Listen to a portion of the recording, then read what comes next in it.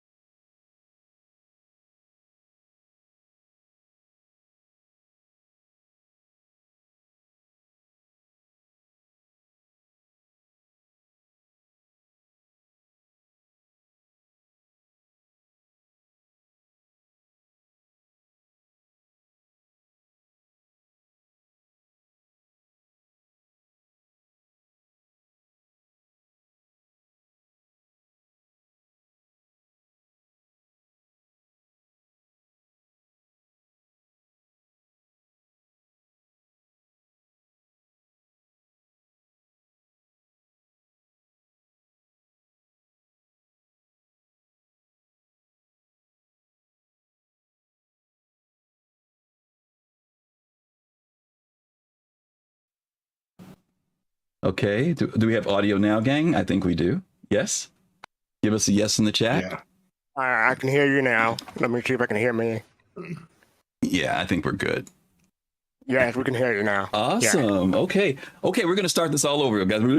Go back to the beginning. Greetings. Do that again? Welcome to the Soul Citizens. I'm GriffinGamingRPG. I know you guys are reading my lips already when I started because I say the same thing every week. But anyway, we want to say thank you guys for being here today. We're excited to have this show on to Sunday, December the 8th. We are here with a couple of my good friends, co-producers of the show, but also a very special guest is joining us today, the one and the only N1ghtCOB. N1ghtCOB, how are you again? I'm good. I'm really good. Just as it was a few minutes ago. Really glad you're having me on here. Really excited to be on the show. I was sharing in my own unspeakable way the fact that I met him on yesterday on Paul Shelley's show. We had a great conversation yesterday, and within 24 hours, after talking to him, he said he'd like to be on, and I heard his experience, which I want you to share with people. Tell everybody a little bit about you and what you do for the Star Citizen community. Okay. So I don't really do a whole lot for the Star Citizen community, but what I appear on fairly frequently is if I'm not doing Captain's Table with Paul, I do Armchair Admirals and Generals with Atira Kell and Tree0311, who are probably familiar to some of you guys in the community. Where I levy my expertise as a submarine engineering department master chief. So in charge of the propulsion plant spaces on a nuclear submarine. And I kind of bring that expertise in that field and that aspect of ship design and engineering style gameplay to those podcasts and my perspective on those things. Well, that is fabulous. And we will say from all of us, thank you for your service, your dedication, that you're doing it out there now in real time and bringing some of that knowledge to the community, which is why I was excited to have you come on board today. Pardon the expression. Because, what we're going to be talking about today is to bring in some, both as you being a gamer, but also some real world, background into the topic that we're covering today. But before we go forward, I want to also once again introduce my co-producers, Fastcart. How are you, FC? I'm doing great. Thank you. I'm doing well. Looking forward to this month. Last month of the year. It's almost over. Yeah. Okay. And last but not least, SeriousFun. How are you? I'm happy to be last and least. Greetings and salutations. What's going on?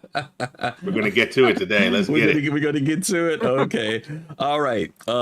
Today, as you guys can see, the title of today's show, forgive me 1 second here, I'm putting out a blast. The title of today's show is F.A.F.O. And for those of you who don't know what that means, it means fly around and find out, right? There's been this thing, gang, everybody on the panel today, that as we're getting closer and closer to the reality of what Star Citizen is steering to become, people are starting to I think all of us are starting to get an idea of the direction that Chris Roberts wants this game to go in. And part of the way you find out is by playing the game. But the other thing is also, once you play the game, assessing what we've heard about the vision, watching shows like ISC, SCL, reading the newsletter, seeing the updates that are coming to the game, and we can kind of start to feel that the game is starting to go in a certain direction. A lot of that came out of CitizenCon this year. And I'm going to go to, we've kind of had conversations on our post CitizenCon show, but N1ghtCOB, I'm going to come to you, kick it off with you at the beginning. Once you kind of saw that final session at CitizenCon and you started to see the conversations about gameplay, and then did you get a chance to watch the IAE show, those little shows that they did during IAE? Sure did. Okay, you saw the one that they talked about capital ship battle and Multicrew. Do you feel like things are kind of starting to kind of form around something now versus maybe what's been ambiguous for many years in the game community? I'll be honest with you, you're going to get a positive response from this. I really do. Okay. I know I mentioned it on Paul's show, at least in some aspects. The Idris battle for the Save Stanton, I got the opportunity to pilot a Polaris and stuff like that. And for the full crew, I'm going to use full crew in quotation marks. Right. Yeah, sorry. It sounds like I'm a bit low. I'm going to move the mic a little closer there. And if you guys have trouble, let me know. You're good. So I had the opportunity to do that. And what I found was, we're closing in on certain aspects. Like PDCs on the Idris were a problem. They had to be overcome. So that part of the gameplay is in. Even the turrets, I worried were actually like taking down torpedoes. So they were starting to, already right off the gate, like build in that layered approach to capital ship combat. Don't get me wrong. It's got some issues, obvious issues. There's some workarounds where you could dump torpedoes point blank range at like the bridge area, and that might work for you. But I think they're a lot closer than I expected them to be for as far along as we are, and just having gotten the Polaris out. I think we're a lot further in than I ever expected us to be. It felt better. The overall experience just felt good. And because it felt good to some degree, I was like, man, we just got to dial it in. Yeah. It's like we're finally getting some meat on the bones, I guess, to a certain degree. Let me give you guys a little background here, because we got a lot to cover today. It's not that I don't want to hear from SeriousFun and Fastcart, but they're going to be, these three guys are going to be doing most of the talking today. This thing about fly around and find out, this is about leaning much more toward assessing what CIG has published in relation to multi-crew ships. So some of the things we want to lay the groundwork for. We're not going to be talking about single fighters. We're not going to even be talking about heavy fighters such as the Warden or anything like that, where there's a pilot and a gunner. We're going to be looking more at ships that have at least a crew of 3 or more. And what we want to do, and this is because a lot of times people will go to the website, they'll see a certain ship, and they'll read what it says the specifications are and the complement of a ship. And they, for example, they may see Polaris. We just talked about the Polaris Knight, and it may say minimum crew of 6. What does that mean? Minimum crew of 6, because we really haven't been able to define that. Does minimum crew mean enough people to fly it out of dry dock and take it out into space? Does it mean that you can get into combat with it? So we want to kind of give our ideas based upon those ships that we flew around in, and now that we found out, we're going to say, maybe that number ain't this. Maybe we need to think about this, or maybe under this certain circumstance, we need to think about that. So that's kind of how we're going to kick off today's show. So I want to kind of give you guys that as our groundwork. Of course, as you guys know, there are hundreds of ships in CIG. There's variants, all types of stuff. So we're not going to cover every multi-crew ship. There are some ships that are going to be broken down based on series, and some of them that are going to be based upon class and role. So just kind of bear with us, and we may hop off of the list a little bit, but just so you know, that's the idea. And we also want to hear what you guys think. When you see a certain ship come up, if you want to type in chat 8, because you say, you need at least 8 people to fly that ship. Or if you say 4, then feel free to type that in. We'll tell you whether you're crazy or not, too. We'll let you know. All right. But if we may agree with your numbers. OK, but that's kind of how we're going to play this game today as we go through this. And we're going to go ahead and start getting ready to get that kicked off. So before we get into that, let's talk about roles. Now, one of the great things about having both SeriousFun and N1ghtCOB on this show is that they are both veterans. They're both been in the military. fastcart and I are civilians. And so our experience might come more from stuff that we read or watching movies or playing games, but these guys really know these roles and what they do. And quite often people will use certain titles and names because they sound good or because you saw it on, Top Gun or something, but it doesn't necessarily mean that that's what the role is. So we're going to go through these roles here just very quickly so you guys can see. These are the ones that we're, in general, say that someone could assign to people on a ship. Okay, not all of them have to be assigned, but if someone wanted to go, some people may play milsim, some people may go a little bit different way, a little mixture of reality and fantasy. But we're going to break these categories down as the ones that we're going to say, does this ship need a security person? Does the ship need a co-pilot? Does the ship need how many people in engineering? Those are going to be the different categories. So just kind of keep that in mind as we go through this list, because that's the list that these guys are going to have in front of them as they're looking at these different ships. Okay. All right. So let's go ahead and hit the first category here, gang. Let's see, Constellation series of ships. These are some ships that have been around. Some of the manufacturers. These are the first multi-crews, aren't they? Were these the first multi-crews introduced? The Connie series. I think it was. Freelancer. Freelancer was? Yeah. Okay, this came after Freelancer. Okay. So Connie's came after the Freelancer. So they're second oldest in the group. If you see an asterisk, that's because that's the ship out of the series that we're going to kind of just focus on in general. The numbers can be tweaked, obviously, for the other ships. But let's go ahead, Knight, since this is your first time here, we're going to make you the first person to speak today. Connie Andromeda. By the way, the link is in our brief there for the ship page, ship matrix. If you need to go there, pull up the ship. Somebody tell me what CIG says, and then let's see if that number matches up. So fastcart, do you have it? What do they say it is? CIG said for the Andromeda is minimum 3 person and maximum 4 person. And can I also just say there's no K in N1ghtCOB? I've been meaning to tell you that on the download. Oh, that's right. I went the other way. No, let me change that. Thank you for telling me that. I want to have the wrong name. I was like kind of digging it. I was like, oh man, I don't know if that was like a Freudian slip on his part. Hey, maybe I should change my name. Maybe I should change my name now. Okay, well, we will definitely make that correction. Okay, no, N1ghtCOB, you tell us. Your name is Kuta Kente. Oh, yeah, that's right. Let us know. All right, there we go. Got Serious shaking his head. He got him. He got him.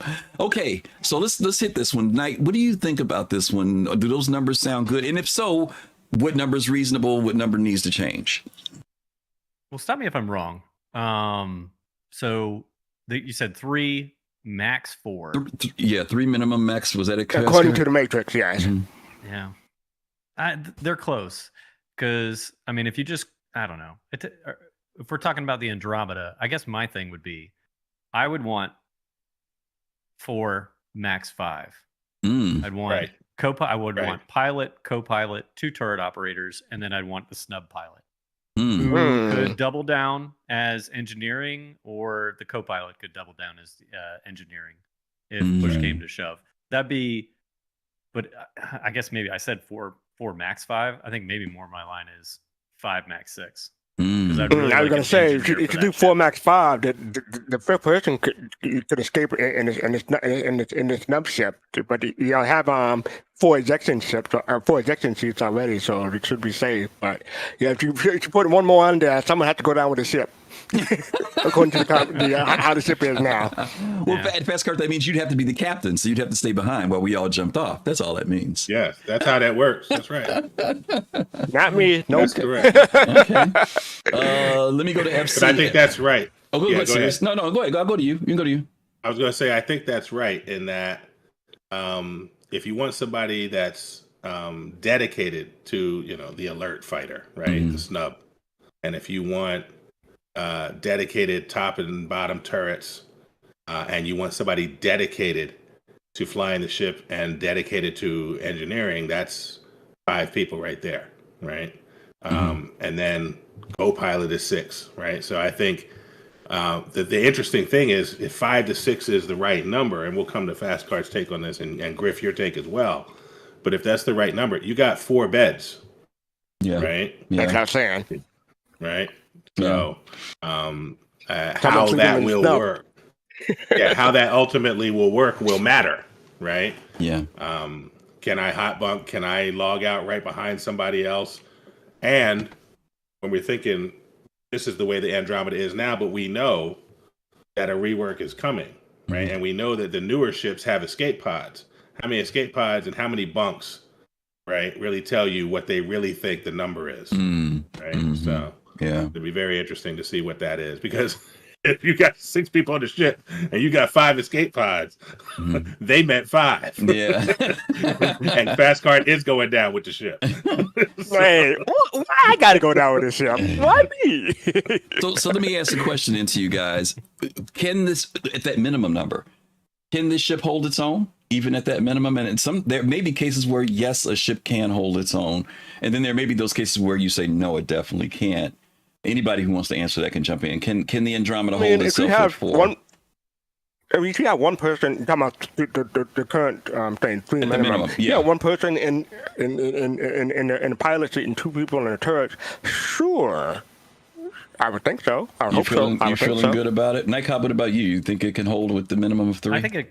I think it can hold its own with 3 pilot, 2 turret gunners, or I think the real force multiplier for that ship is the pilot, co-pilot, and 1 gunner. That bottom turret's really not the best and doesn't have the best angle of fire. I would prefer the co-pilot who could double as engineer duty, assuming he could access the same screens. Because if they've got like what I'm rocking right here, and they can off-angle bore sight missiles. That thing with all of its missile complement is incredibly deadly. Like it doesn't even, you don't need to even be pointed at another ship. If you've got a co-pilot there, you just off-angle bore sight and missiles at people to your heart's content. So okay. In these other ships here, the Aquila, the Taurus, and the Phoenix, I know they're in that same series. Are we feeling the numbers are about the same on those? I know the roles are different a little bit here. One's cargo, one is science and research, another one is touring. But again, are we feeling we can reduce those crews on those ships based upon their role? And I'm not talking about necessarily combat-wise. I'm saying whatever their role is. And I know combat can be a factor, but the Andromeda's a gunship. We know that. That's what it's out there for. The Taurus is cargo. So how are we looking for numbers there? Are we feeling they should be about the same numbers for those, or you could drop 1 person for those? How do you feel? According to the matrix, they all have the same number. I know. 3 to 4. Yep. Okay. That's what I'm saying. Do you feel that those numbers should still apply to 5 to 6 on these, or do you think you could reduce a little bit because of their role? From a I think the non-combat Phoenix position. may need more people because you're trying to accommodate the VIPs, so you're going to need some flight attendants up in there for accommodations and stuff. I'm not going to count guests. Let's just say crew. We're just referring to crew only. Yeah. I think I think lower numbers make sense for the other non-combat oriented ships, but I think we're talking about minimum 3. Okay. Ideal 4 for those. 3 to 4. Well, I mean, especially the Taurus, that's cargo. Yeah. And I don't know. I really want to see what engineering starts to look like. Look I like- would still want a dual role co-pilot / engineer for just about every time. Yeah. And whether it's to maintain efficiency of the ship, Yeah. handle maintenance, whatever. Yeah. And then a standby gunner / tractor beam operator. Yeah. Let me answer a question. Danger Hobo just said something a second ago. He says, why have more than 2 on a Taurus? 2 is the ideal situation where you go out and absolutely nothing goes wrong and everything's perfect, right? Nothing goes wrong. No failed quantum drive. No, something happens where you get attacked all of a sudden, or a fire that breaks out because something overheats. Perfect scenario, sure. But I think NightCOB's point about a pilot and co-pilot, and I think, correct me if I'm wrong, NightCOB, you're basing that upon CIG following through with giving out roles on ships where your co-pilot is not just sitting there smoking a cigarette, but maybe outside doing power management, might be doing engineering, some other work that frees the pilot up to remain focused on whatever that is, whether it's combat or evasive maneuvers or getting away. If you just go to 2 people, you're going to lose something if something goes wrong, at least in my assessment. I totally agree. You hit the nail on the head on at least how I think about it. I will frame most of my answers probably in the vein of engineering is supposed to come pretty soon. Yeah. And anything that's going to start taking anything that takes workload is the term I'll usually use off the pilot, so the pilot can just focus on flying the ship. Yeah. Is advantageous. Yeah. Yeah. And I want it to stay that way. Yeah.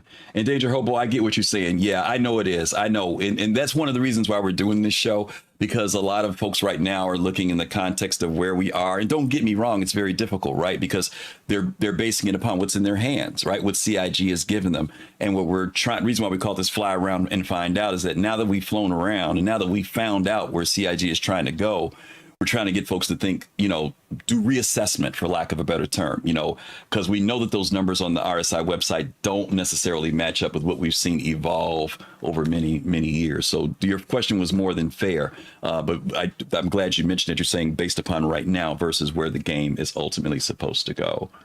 And we're in a moment of immediate transition. Yeah. Right? We're seeing engineering panels.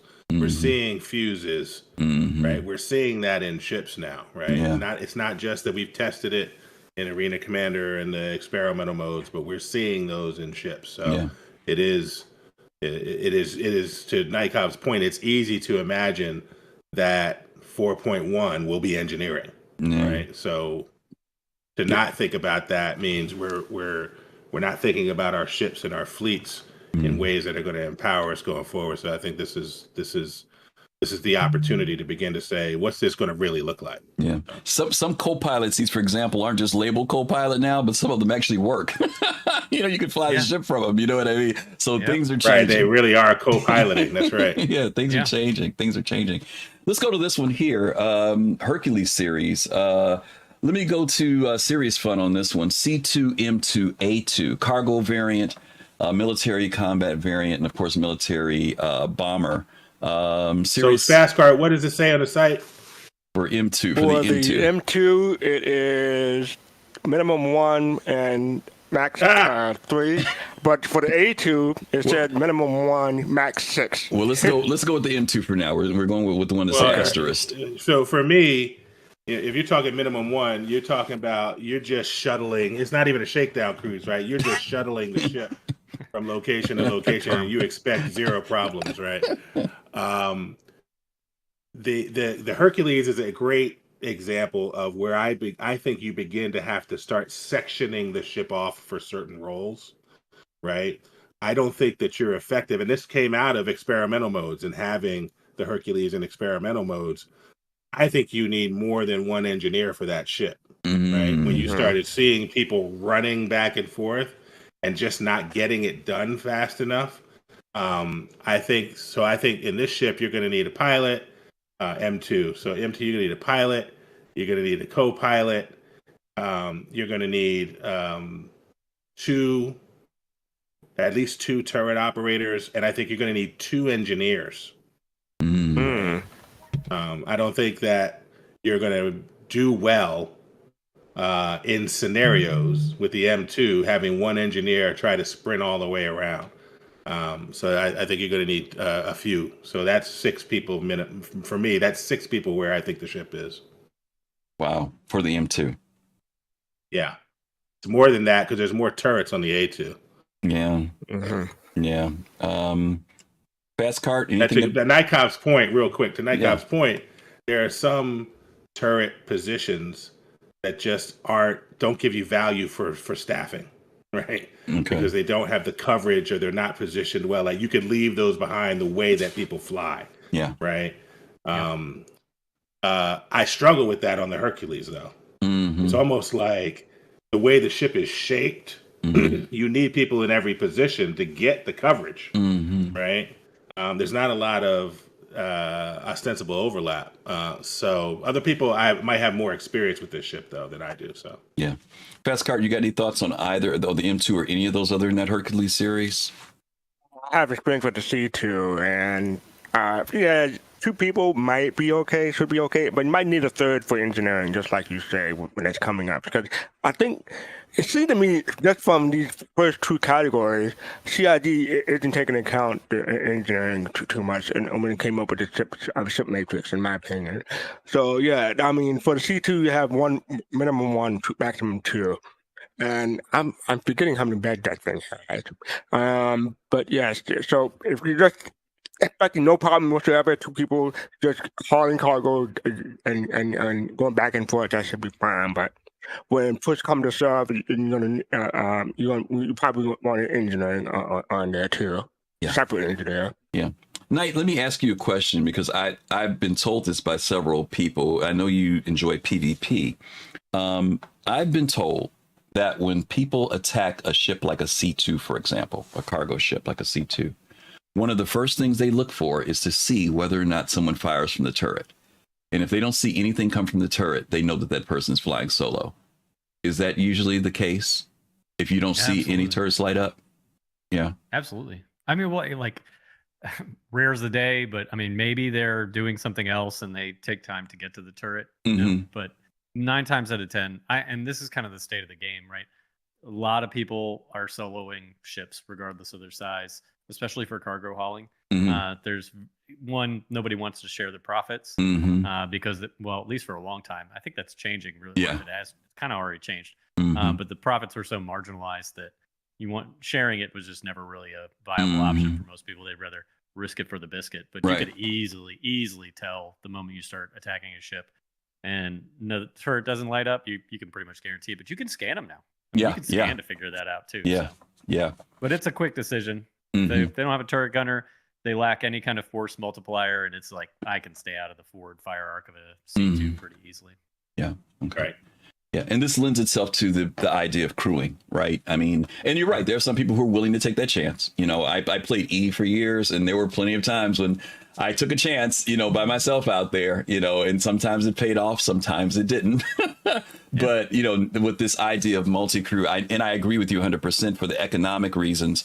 There are people who have they're willing to take that risk because the numbers haven't been there. But we know that now they are adjusting numbers on missions and stuff. So I think I agree with you. I think that people are kind of stepping more into it. The A2, let me go to that one for you, Knight. This thing's like a flying fortress, man. I've seen this thing fully loaded, and it can bring down some heat. A lot of times people don't take advantage of it. What are your thoughts about the A2? Similar. I agree with Sirius on the crew complement. I'll add one thing on the whole. I think what people probably should get in their head for engineering is you need 1 engineer per deck. And if it's not easy to get from one deck to the other, especially if the components are split between the 2 decks and fuses and stuff like that. So the last thing you want to do is waste time with one person trying to go up and down a ladder or an elevator or whatever the means to get from one deck to the other is. So if you've got 2 engineers, 1 per deck that can communicate adequately, then you should be able to handle most of the repair. Granted, I think you're going to find that at least what we saw in the arena commander mode, as Sirius pointed out, is it can get overwhelming really quickly. If you have 3 or 4 people, though, you can handle it quite easily. So Yeah. Other than that, totally agree. What's your numbers for A2 then? For the A2, how many people you think would be? And I know we've got a lot of guns on there. We've got what, five gunners on that thing, if I'm not mistaken, something like that. Yeah. So I think my numbers would be 9 to 10. Wow. That's for Full. You're in serious heat. Yeah, that's not skeleton group. That's full bore. Okay. I think for minimum, I'd go 4 to 5. Okay. That sounds fair. All right. And the website says 1 to 6 for the A2. 1 to 6, yeah. Okay, yeah. You take that 1 out there and let your A6 get blown into Kingdom Come. I'd love to see it. Thank you. I would love to see it. Okay, the whole series. This has been a controversial series ever since people saw this thing. There were people right off the bat who saw nothing but the word V, as in vulnerability. Loot Pinata. Yeah. So let's start with the whole C, the ship that's consumed by lore. The industrial ship that's out there in use by both NPCs and players more than anything when it comes to moving freight and cargo around. This thing holds almost 5,000 SCU of cargo, 4,096 or something like that. But it's also in the lore. Hull series ships are supposed to be very, very well armored and part of their technology. The question is, how formidable are these ships? And if you were to go out, I'm going to go to Knight on this one. You're going to take a Hull C out. You've got 4,000 units of stuff on it. What are you looking at? And let's say we're not talking about escorts. Let's leave escorts out of it. Just strictly your complement of people on the ship, in case something happens. Give me your minimum number if nothing happens. Give me your maximum number if something kicks off. If I'm going out in a Hull C, or if I'm taking one down? You're going out in one. You're the pilot. You're the captain. It's your ship. Oh, okay. Man, honestly, you know what's awful about that ship? Mm-hmm. It's awful, but right now the answer is you really shouldn't even bother taking more than one. What I would like to see, and this again depends on things in the future, and I'm sorry, but they have shown it. At least they showed it in CitizenCon like 2 or 3 times, the whole unloading to the what do you call it? It was like a big platform. Yeah, the big platform at the space stations. Oh, yeah. Mm-hmm. Which makes the tractor beam operators viable, in which case I'd go out with 3 at a minimum. Okay. And if you throw in engineering, I'd go with 4 for sure. Preferably 5. Yeah. But from a turret manning self-defense standpoint, I wouldn't even bother with a person. Those turrets are worthless. They have no good fire arcs if you've got any kind of cargo loadout. Like, it's just a nightmare to defend that thing. Your best hope is escorts. Those turrets are token almost. So you're seeing the ship as being more making sure you have the crew on board to sustain that ship to make sure you can get away. In other words, if you're getting attacked, you've got people to respond to the engineering aspects of it, keeping the ship running until you can find a way to get away, basically. Maybe, yeah. Versus engaging, unless you just have to. Yeah, I don't know. Yeah. No. Like if I was gonna defend myself in a Hull C, it would be hiring escorts. Okay. The rest of the crew complement, in my mind, is for maintaining the ship and having efficiency with tractor beams to do quick offload and onload. Nice. Okay. Serious. So Knight points serious. One of the things that he mentions, it's very easy to forget on the Hull series ships. That engineering deck, especially if you're extended out, is way in the back and upstairs, right? I mean, there's no quick run, as he mentioned earlier, there's no quick run down some ladder and running down the hallway to get to the forward part of the ship if you have to get to some other component. So what are your thoughts about that when we look at the whole D and E? It just gets worse, right? When we're imagining the whole D and E, it just gets worse. I mean, when you're extended and loaded with cargo on the Hull series ship CDE, tonight's point, your weapons are really like escape vector weapons, right? Yeah. You're sprinting in a direction, and whatever arc of fire you can get to fire back as you try to run, maybe you do that, right? But it is really about having people on the ship that can maintain the engineering, and to tonight's point, how fast can you load and unload, right? It becomes like, when a car comes in for a pit stop, how fast are you changing the tires, right? That's what it'll be about. It'll be about the speed at which folks can use those tractor beams to load and unload so that you're less vulnerable, right? In the end analysis, even if they do what they should do, given the fact that in lore, the whole series is the meat and potatoes of cargo transport across the verse. Well, the only way it could be the meat and potatoes across the verse is if it was ridiculously armored, right? Right. That's the only way, right? So, but even if they do that, I think Knight, unfortunately, for whole solo hull owners, the truth is the only defense for that ship is to bring along escorts. Okay. Right. Okay. Yeah. That's the answer. Yeah. Right. And then, but the escorts are going to go, hey, tractor beam people, speed up, right? Because we're covering. Let's get it. But you're stuck in position. This is the maximum vulnerability. Yeah. Let's do that fast, and then let's keep moving. Right. Yeah. So. Yeah. Okay. Yeah. Sounds good. FC, any thoughts on the whole C, D, or E? Yeah, for NghtCOB point, I would not want to be a lone engineer on a Hull E. That would be some war story that you can take back with you, assuming you survive an attack. I had to go from one end to the other, uphill, through the snow, both ways, right. to get to fix that ship. So yeah, that's gonna be a monster when that comes out. I have a Hull B, but that's a single player. Go ahead. You can't refer to any of these ships as a monster based on their given shape. All right, you can't just be like, that's going to be a monster. Like, they're already really big and they're already shaped a certain way. So it's just not the right way to refer to the big D, C, or E, if you will. You know what I mean? Maybe the D. You never know. Got him. Yeah. No, but I am a whole B owner. I have other ships when it comes to transferring cargo of that capacity. So yeah, I don't have a dog in this fight, unfortunately. Okay. Other than that, but for the minimum for the whole sea, it is 2 people, and for the maximum for the whole sea is 4 people. Okay. I think Togi got it right in chat. Which is if there's a ship you want to see some PDCs on, it's the Hull series. Oh yeah, for sure. No that's question. Interesting. Yeah, that's interesting. Wow. Although I don't know who would fire missiles at them, to be honest, because if they're cargo laden and missiles, they have that splash damage. Yeah. You are worried about busting up the destroying cargo all your too, stuff. because it's exposed. Yeah. So I don't know. But you drive a solid point because at least the PDCs would attack incoming fighters too. So right. Good point. And you're still running away, but at least you're running away with more with more shots on target. Hopefully, I was going to say you have more likelihood of a chance of escaping when you have PDCs. That's what you're basically saying, right? Yeah, that's what you're trying to do. Is maximize the escapability. But. Interesting. Okay. All right, this is an interesting series. One of the newer series has been introduced, the Zeus series, and we know that in general the compliment on these ships is, hey, thank you so much, Thrakazak, for that gift us up to Jade Starwatcher. Thank you.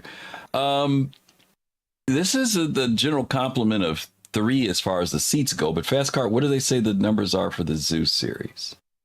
For the Zeus MR, it is 1 person, minimum 3 people, maximum, and that's for all 3, yes. Okay, 1 and 3. SeriousFun, I'll go to you on this one. You see, you're a big RSI Zeus fan. Give us your thoughts on this one. It's RSI all day, every day. And so if you own this ship, if you own this ship, you're already right, moral, and just. Correct. So I own the CL and the MR when it eventually gets here. So you get the ES as a loaner. And if we're talking MR, the MR is a bounty ship, right? It is a ship for purpose, right? It is trying to run down bounties of a certain size, right, that it can deal with. And so for that ship, you're really talking about 3 people is the standard crew complement, right? So you're talking pilot, you're talking top gun, you're talking bottom gun, your Dorito shape, as Togi likes to call it, the flying Dorito, right? It's thin enough that you're getting good line of fire from both of those turrets, and you're putting firepower on the target, securing the bounty, keeping it moving, right? One of those folks, when they're not doing that turret work, can do the engineering work, hopefully. So it's really 3 to get the job done. Maybe 4 if you want to just have a dedicated all-arounder. You know, we talked earlier about the subcategories under engineering, right? And you know, I can imagine, because I do a lot of RSI imagining, that you have work that you're doing. You know, there's pre, during, and post, right? With your ship operations, and you're thinking for a tuner, right? What will a tuner do to really maximize the readiness of your ship? How do you retune when you're done, right? So that extra person can be responsible for all that in the pre, during, and post, while the other 3 folks are focused on getting firepower onto the target and securing the target bounty, right? That's what that's for. Okay. So I think 3, max 4. Okay.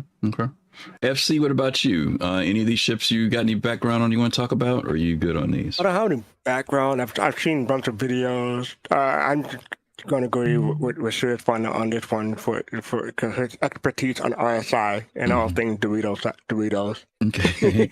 N1ghtCOB, any thoughts about any of these in particular? Or? I've got some experience with the Zeus. I've co-piloted one and piloted one a couple times. I'm totally with Sirius though on the MR, and Sirius, when you need a gunner / crew for your MR, you let me know. All right, there we go. By. Like that ship is on my top tier list for bounty hunting out in Pyro or whatever. And I totally agree with all points, especially the turret fire arcs and stuff like that. Like that ship looks like it was designed to be a force multiplier for additional people.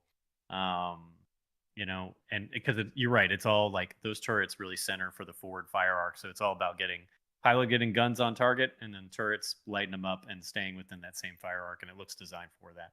And I totally agree with the numbers. 3, 4 makes it ideal. And that fourth really doubles down as, like, in my mind, engineering / tuning / the security representative that you have that maybe if you disable their ship, that's the person that's going out in 0G while the gunners hold down disruption, lasers on their target. That person EVAs over, secures the target inside the hull of their ship, and then brings them back. Nice. Restrains them, brings them back. Nice. Just to clarify, the Zeus has 3 beds? Okay. 3. Yep. 3 beds? Okay, Yep. so We don't know what the that MR 4 has. I think the MR graphic shows 3 beds. I think all of them are showing 3 beds. Well, you could so that 4th person going down with the ship. No, that basically. 4th Okay. No. You jump into one of those containers back there that you put a prisoner in. Yes. That's what you do. Guys, I made a joke, but it's so true. Yeah. When me and Tree were doing the tour of the Polaris, and he showed me the brig, I was looking at the brig, like bedding areas. And Nice room. Like, yeah, bro, this is a nice room. I want you to know, real ship life, we would totally be sleeping here. In there? Like 2 people would have claimed these and be like, these are brigs, dude. We're not going to use them. Yeah. Like, what are these for? We'll just have some. I'm racking here until somebody comes on board that's important enough for me to go into a real rack. Have to lock up, right? Night's like, hey, push my meal through that little window there. I'll be all right. I'll be good. This is not a problem. Not a problem. All right. Good stuff. All right, listen, we are going to take a quick commercial break. Hope you guys are enjoying the show. Today's show is called F.A.F.O. Fly around and find out. That's what we're talking about. After we flew around in these ships a little bit, we are finding out that maybe some of those numbers that we've thought may not be necessarily the best numbers to look at. When we come back, we're going to pick up on a few more of the series, and then we're going to have some more great conversation with our guest today, N1ghtCOB. So you guys don't go away. Like I said, we're going to be back in just a hot second. So where's my doofy? Where's my ad thing at? You know what? My ad thing has disappeared, fastcart. Isn't that crazy? There it is right there. We'll be right back. Nah, I got it. We'll be right back, gang. Okay. There we go. Okay, if you guys are still seeing us, that means you are a supporter and a subscriber of our channel. We thank you guys as always for being here this week. We just did today we recorded our latest episode of The Producers, and it's called Skyfall. So we're going to put that out. You guys will be able to check that out on tomorrow when you get time. Take a look at it. I think you guys will enjoy it. Of course, if you do, make sure you comment. Let us know what you think of the topic that we picked. It's not about James Bond, but I think you will appreciate the conversation. And as always, we thank you guys for your support. Again, having N1ghtCOB on today with his background in the military is always great when we have other faces from the community with us, so we're happy to have him with us as well. Let folks know where they can find you at real quick, because we didn't say that earlier. Where can they find you? Okay, but don't subscribe. So I have a Twitch channel and I have a YouTube channel. It's just like the name that you see typed out below. The one that it is now, not with the KN. But please, I'd rather you follow. I do content now, so very rarely. I'm back on. I was on shore duty when I started doing streaming and stuff like that, and I'm back on a ship now. Okay. So my schedule is way too a little crazy. Yeah. Well, don't worry. We're gonna plug it.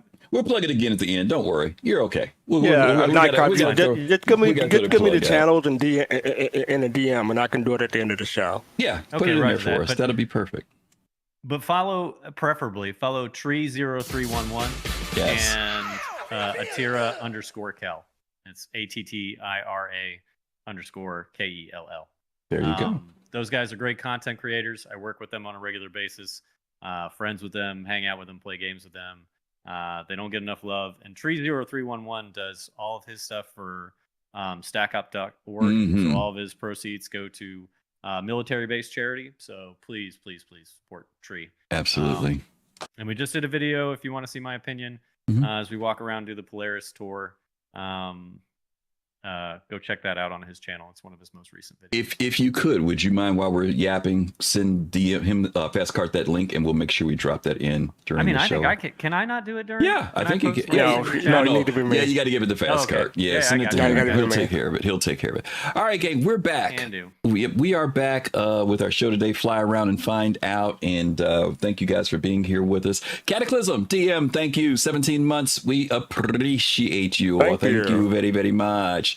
We are 75% to our subscriber goal already, and it's just the beginning of June. You guys are awesome. Thank you. You are awesome. Thank you all. Thank you. December. Yeah. I'm June. My brain's in the summer already. It's already summertime. I wish it was summertime. That's what it is. All right, we're going to go ahead and hit our next category of ships here. This is going to get a little bit more interesting. The industrial class of ships. We've got these are just examples, gang. We've got the Aegis Reclaimer, the Miss Starfarer, the Pioneer, and the Orion. Let me start out with the first two, and if we got a little time, we'll talk about the next two too. Reclaimer, fastcart. I know how much you love flying around in your Reclaimer. I'm only picking on you because I know you don't fly on the Reclaimer. But what are your thoughts about it in general? You tell us the numbers. That's the first thing. Give us what the numbers are for the Reclaimer. Okay, the numbers are minimum crew 4 people, maximum crew 5 people, and I just know that's wrong. Even though I don't own that ship. I would almost want to double that just on principle because of how big that ship is. I don't even know. Like, you need a pilot, co-pilot, drone. How many drones does it have? If you were to go down the list on that ship, and guys, correct me if I'm wrong, there's a pilot, there's a co-pilot, there are 2 laser operators just in the cockpit alone. Then there are 2 drone seats behind them. Then there are 4 stations behind them for guns as well. Then you then you still have other areas of the ship like engineering, which is all the way to N1ghtCOB's point earlier, like 2 levels down. You've got the cargo hold, and you have the cargo hold and the salvage hold. And I'm not saying people have to be in there. I'm just mentioning the major areas of the ship. Cargo hold, salvage area, and in the processing area, because we haven't even gotten to salvage processing yet, to be honest with you. It's automated right now. So I'm just naming those different things there. We haven't gotten to any of the other areas we talked about in the ship. So according to my count just now, that's like 14 people. It's quite a few, but It's not. It's not 4 to 5. Yeah, it's not. It's not 4 to 5. No, Right. no, it's not 4 to 5. All right. Well, let me jump to, not to be funny, but I'm going to reflect back to the ship that ship reminds quite a few people of, which is the Nostromo, and from Alien. And Right. if you remember on that ship, that was an industrial mining ship or refinery ship, a whole bunch of stuff it was. But they only had like 7, 8 people on that ship. A lot of it was automated. So I'm not saying that that's what the numbers are. I'm just saying, that's what it was. So size doesn't necessarily mean everything. But I'll go to N1ghtCOB. He's been on that ship, I'm sure, plenty of times. There's the compliment for when you're actually out there doing your thing, which is mining, and then there's that just maybe when we're moving from one location to another, and people are going to board and meet you later to start doing the work. So what would you set as a minimum compliment, and what would you say is like the working compliment that allows you to work, and in case something goes down, what would be a number to have on the ship?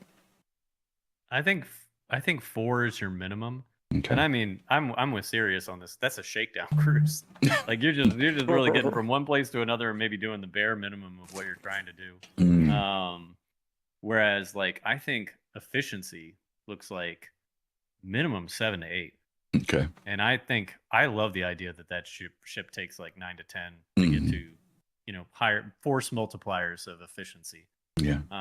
Especially for I have not salvaged anything in a while, but I remember when it was popular, right when they brought in munching, and how many SEUs you could get out of that, and hull stripping at the same time, and all that kind of stuff. Man, that having like 2 or 3 people in the cargo bay, to do that. Meanwhile, you got 2 people on the lasers, you got somebody piloting, you got somebody doing the hull munching and stuff like that. Like that is.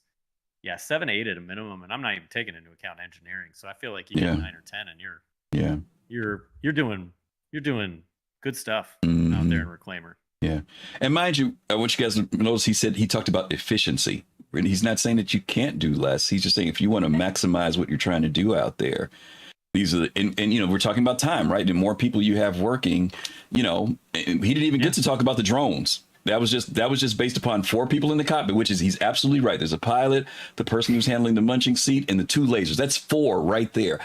To your point, N1ghtCOB, I've been down there hauling those boxes, and 3 people down there, definitely. You can do it with 2, but 3 is even more efficient. Yeah. Now we haven't talked about any other aspects of the ship, like weapons manning or doing drones. We haven't even talked about those, or engineering. None of those have even come up yet. So, Sirius, what do you think? Reclaimer. Well, I don't have much to add. The only thing I would add is one of the things we haven't talked about, particularly with big ships like this, is medical. Yeah. Too, right? Yeah. This is one of those ships that doesn't have a med bed, if I remember correctly. Yeah. You're right. Right. So all the things that everybody has said, plus if anybody gets hurt, what's that going to look like? Right? On the Reclaimer. In fact, I would put a little bit of money, not a lot of money, behind the idea that a Reclaimer rework will add a med bed. I would too, because I got conked in the head with a box one time with somebody with a multi-tool, and I got jacked up. So there was no recourse either, too, man. That's too big a ship to not have any medical solution. Yeah, right? 0 days since last accident on the workplace. Right? That's what happened. That's what happened all over that ship. Yeah. So, that's the only other thing I would add would be. Whether you have a med bed now or you don't, you still have to have somebody who's going to own that as well. So there's a lot of activity, and that can be bundled into somebody else's role. But there's a lot of activity. I don't believe the 4 to 5 at all. Okay. For efficient use of that ship for role. Okay. Right. You can take it out. That's what mean it's to be done. Right. Yeah. This is one of those ships where I'm looking at the matrix and I'm like wondering how did they come up with these numbers for that? Well, I don't know. I'm gonna be honest with you, fastcart, because I want to go back to something N1ghtCOB said earlier when he was talking about movement and what it takes to move people around that ship. That is a big ship. The engineering section in its own area. Matter of fact, the only way to access that area is you have to take ladders to get down there, and it's its own big area. Then, I mean, how many people could tell you where the components are on a Reclaimer? Like right off the top of your head right now. The ship is so freaking big. I don't even, and I mean, I own one and I love it, but I couldn't tell you where all the component areas are on that ship. I honestly Does it couldn't. have them? I don't know. That's what I'm saying. Because you got those computer rooms in the back. They probably have to have some form of maintenance back there as well. When you walk past the drone rooms, as you go back toward the back where the elevators are, you've got 2 different computer rooms over there. I know there are components down in the engineering room, but where else on the ship they're located, I couldn't tell you. But they got to be somewhere. Down the ladder from with the spring ball. Yeah, but where the gravity well is down there. Okay. Do they actually have them now, though? Like, no, it's I don't think they're legacy physicalized. ship, so... No, they're not physicalized. But you can still see where the panels are, if nothing else, right? I'm saying I honestly don't remember where they are on that ship. There's a lot of ships I do, but that one I'm at a loss, to be honest with you. But my point is, you got 5 decks on that ship to go through, and you guys were talking about what it means to move about in a ship of ships when they get of that scale. So. Anyway, I want to move past the Reclaimer. Let's get to these other ones. Starfarer, Lost Bastard Child. Mazes all over the place. They're doing a rework on it, but it is a big ship and it does have functionality. Refueling. There's a master panel in the front area, but then there's also panels in the back on the deck on the catwalk. Let me go to you, Knight, on this one first. The whole logistics aspect of refueling. You got any thoughts on this one? What's the minimum fastcart? Give them the numbers real quick. Minimum is 4, maximum is 8 for the Starfarer. Well, those are interesting numbers. Yeah, that is. Because it's funny. And this is updated 3 days ago. Yeah, most of the numbers are low compared to what I think they should be. Mm-hmm. This one's about closer. Higher. Mm-hmm. Yeah, it's a lot close. I would say minimum 3 to 4, and then I would say ideally, God, you really don't get a lot of. You know what's honestly, I don't think it changes. You know what's messed up on this night? 5. You know what's messed up on this ship? It's the design. This ships have this thing with automatically making a cockpit with a minimum of 3 people in it, 3 to 5 people. Yeah. I mean, with the seating, right? Which automatically kind of messes your head up. You've got the command seat on this ship, and then you've got the co-pilot, pilot, and you've got that engineering station in the back. But then you've got, what, 1, 2, 3, is it 3 turrets? The 2 on the 2 nacelles and the 1 on top? Yeah. Is that right? I think so. Jesus. Yeah, this is a weird one. So I'll tell you this. I like captain stations so much more after my experience with the Polaris. With the Polaris. Mm-hmm. I just what I would love to see for the Starfarer, and this is a little bit of theory crafting, I apologize. It's okay. But what happened with me and the Polaris was we had a dedicated captain, so it's me, co-pilot, gunners, all that jazz. I'm piloting the ship. And he is taking the workload off of me of deciding where best to position the ship and how best to engage. Like at one point we were dealing with fighters and larger ships like hammerheads and stuff like that. And he would just refocus me and the gunners when necessary. And I actually, he streamed it. I went back and watched his video or recorded it. And it's one of those things. It's like, God, he's looking around. He's got full situational awareness. Sometimes I'm too tunnel visioned on what I'm doing as the pilot, but he's got the overall picture. And I would love to see the Starfarer get to that point where it's like, okay, we've got like 6 ships lined up to refuel. You're doing this, reposition the ship this way. And then, he's organizing the overall execution of the event. Yeah. That to me makes a higher crew complement more viable, but right now, like refueling gameplay is just so fucking broken, unfortunately. Right. What are you gonna do more than 1 ship at a time? Yeah, I don't know. You mentioned something. There's almost a freeing up of what you, as pilot, right? Him taking on that role actually frees you up, right? Oh yeah, it shifts some things there. A lot of times people, they think there's a control factor, but what it actually does is free you up to be the pilot and to be focused in on that. Because otherwise, there's only so much of you. And if you're trying to also determine, where a fire broke out or where the ship is that needs to be refueled, plus you're trying to fly the ship, it could get to be a bit much to juggle. In a tough situation, it could be tough. Serious, what do you think about Starfarer? Not much, but when I think about it, I think very much along the lines of the Hull series, right? You're not going to win staffing those turrets, right?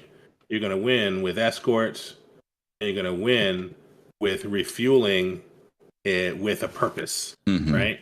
timely refueling processes, getting in position, and that's where, to Knight's point, that captain's position can be useful for that. Right? Let's get in position. Let's have the comms with the ships that need fuel to get them into position. Let's get it in and out, in and out, in and out. Right? Because when we're most vulnerable. So I see more along the lines of engineering, fuel refueling, that type of staff. Maybe four people for that, and a captain sort of in that position, looking out, coordinating. Than I do worried about turrets. Right? If you're flying a Starfarer and you're going, well, the way we're going to get this done is to man the turrets. You're not going to get it done. Yeah. Right. It's not going to get done. So you need to get some arrows and some gladii on your wings, some F.A.F.Os, some Hornets. Yeah. And then go and do the work. Yeah. Right? So. Yeah. 2 quick points here. Insta Shinobi, thank you so much for the raid. Thank you for sending your community folks over. We appreciate you. Hope you had a good stream tonight. I do want to give a quick shout out to an old friend. I feel he's an old friend because this was one of the very first content creators I started watching probably as far back as 2013, who still streams from time to time. And I'm going to give a shout out real quick to Stout Man. If you guys haven't checked out Stout Man, man, this is one of the guys who I used to stay up at. I worked the midnight shift night. And this guy would be streaming like at 1, 2 o'clock, 3 o'clock in the morning for me. And he got me through a lot of nights at work. So I'm happy to see him. Anytime he drops by, I'm always happy to see him. Whenever I see him at CitizenCon, I got to tell him, dude, I grew up watching you, you know, so I love it when I see his name pop up in the chat. So thanks for being here, buddy. I appreciate you being here tonight. Let's move to that next one, fastcart, the Pioneer. We had a graphic. We got a graphic. Now this is one of the only ships we're gonna throw a graphic up on for you guys because, as you guys know, at CitizenCon this year, most of the ships that we've been talking about tonight are not in concept. They're ships that we have in our hand. But this one we felt was important to talk about because there was major changes brought to this ship. And so we're going to talk about the old stats, the new stats, and then we're going to talk about what we think needs to be complementing. So what do we got for old numbers, fastcart? Are the old ones still on the site? I don't know. This was updated on the Matrix 2 weeks ago, so it may not be the old numbers. But okay. But it had minimum crew 4 people, maximum crew 8 people. Okay. And this is the size. 247 length and all that. So yeah. Okay. All right. 247 in length.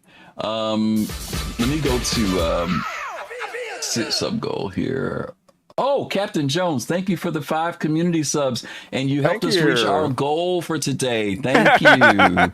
Thank you so much. 5. Let's talk about the goal. Yeah, 5 souls to the community. So y'all give some Captain Jones some love for helping us reach our goal for the month of December. Thank you so much. Baby can get some Christmas toys now. We appreciate you. Yeah. You know, it was going to be rough. Thank you very much. Yeah, I won't get any codes in my stockings anymore. There we go. So thank you. There we go. Fastcart, let's talk about the Pioneer because we saw some redesigning of the ship. It wasn't just growth, but there was some redesigning here. And there are a lot of people who bought Pioneers, and I've talked to people who bought Pioneers and don't hear a lot of them talk about their crew.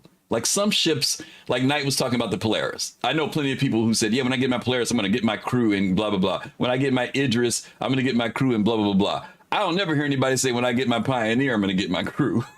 So, you know. When I get my Pioneer, I'm going to base build. That's what you hear. That's what you hear. When I get my Pioneer, I'm going to mine resources. Exactly. That's usually what I hear. So what are your thoughts about this ship? These numbers that you said 4 and 8, are we thinking that's pretty practical?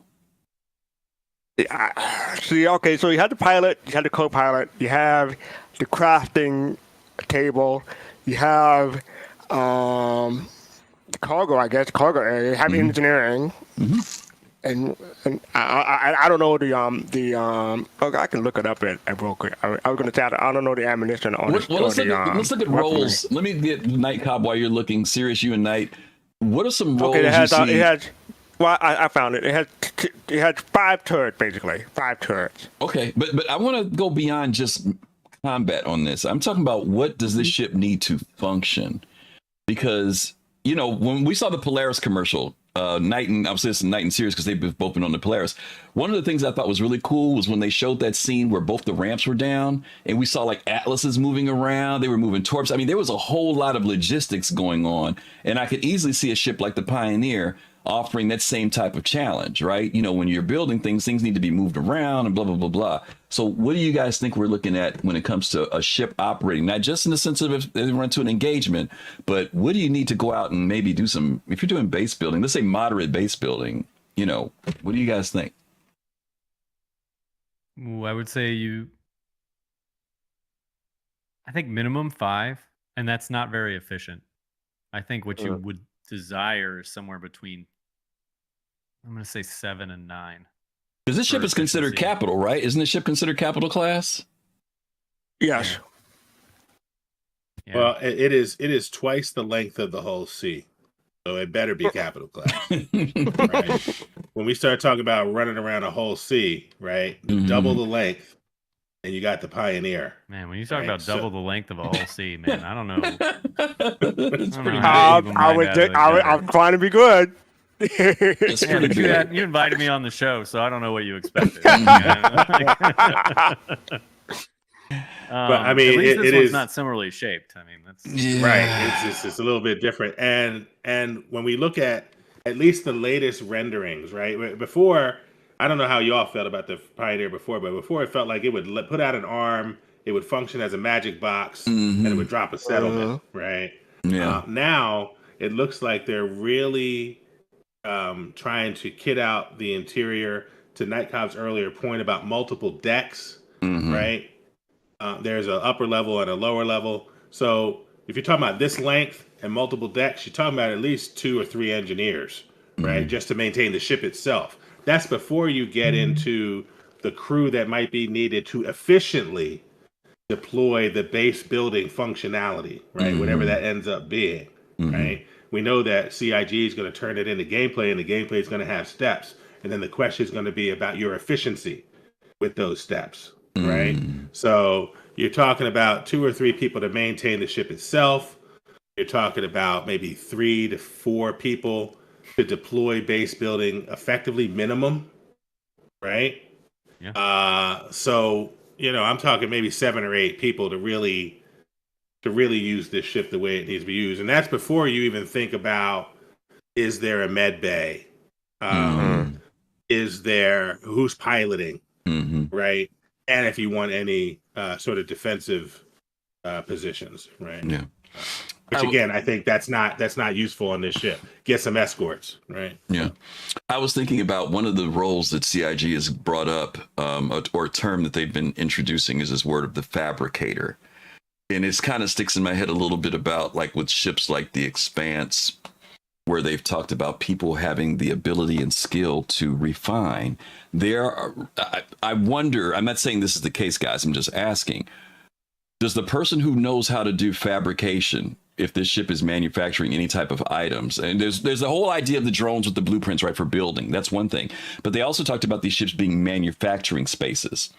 So is there going to have to be some type of someone who actually knows how to do that? Or can just anybody do it? Can anybody just walk up with the blueprint? Because they talked about knowing what resources to use, quality, all that other stuff that's involved.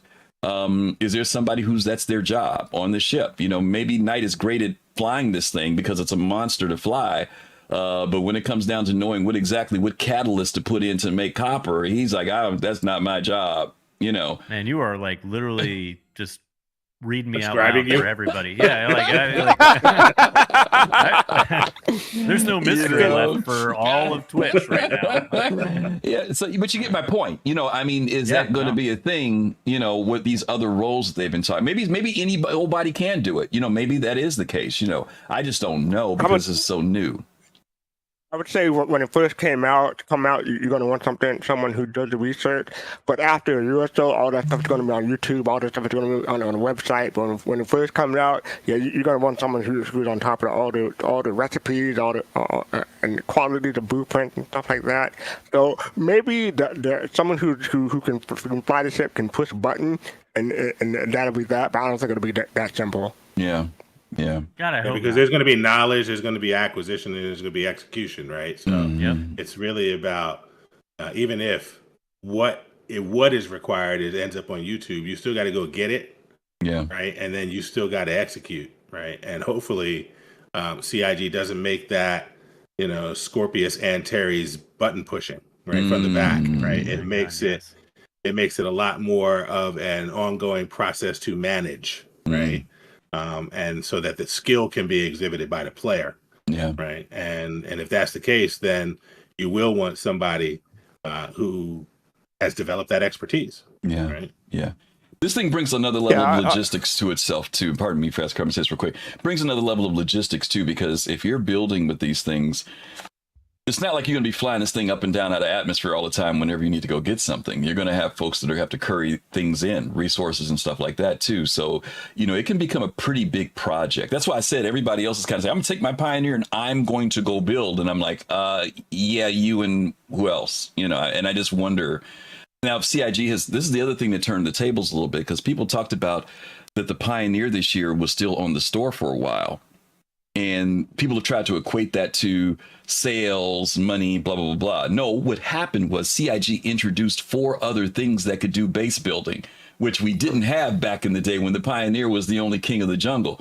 They introduced the build, they introduced the little cart thing, and they said the Galaxy. So now people are saying, well, whoa, I may not have to get a Pioneer, right? That thing's building freaking space stations. All I might need is a Galaxy, or all I might need is a build, and I'll be content, right?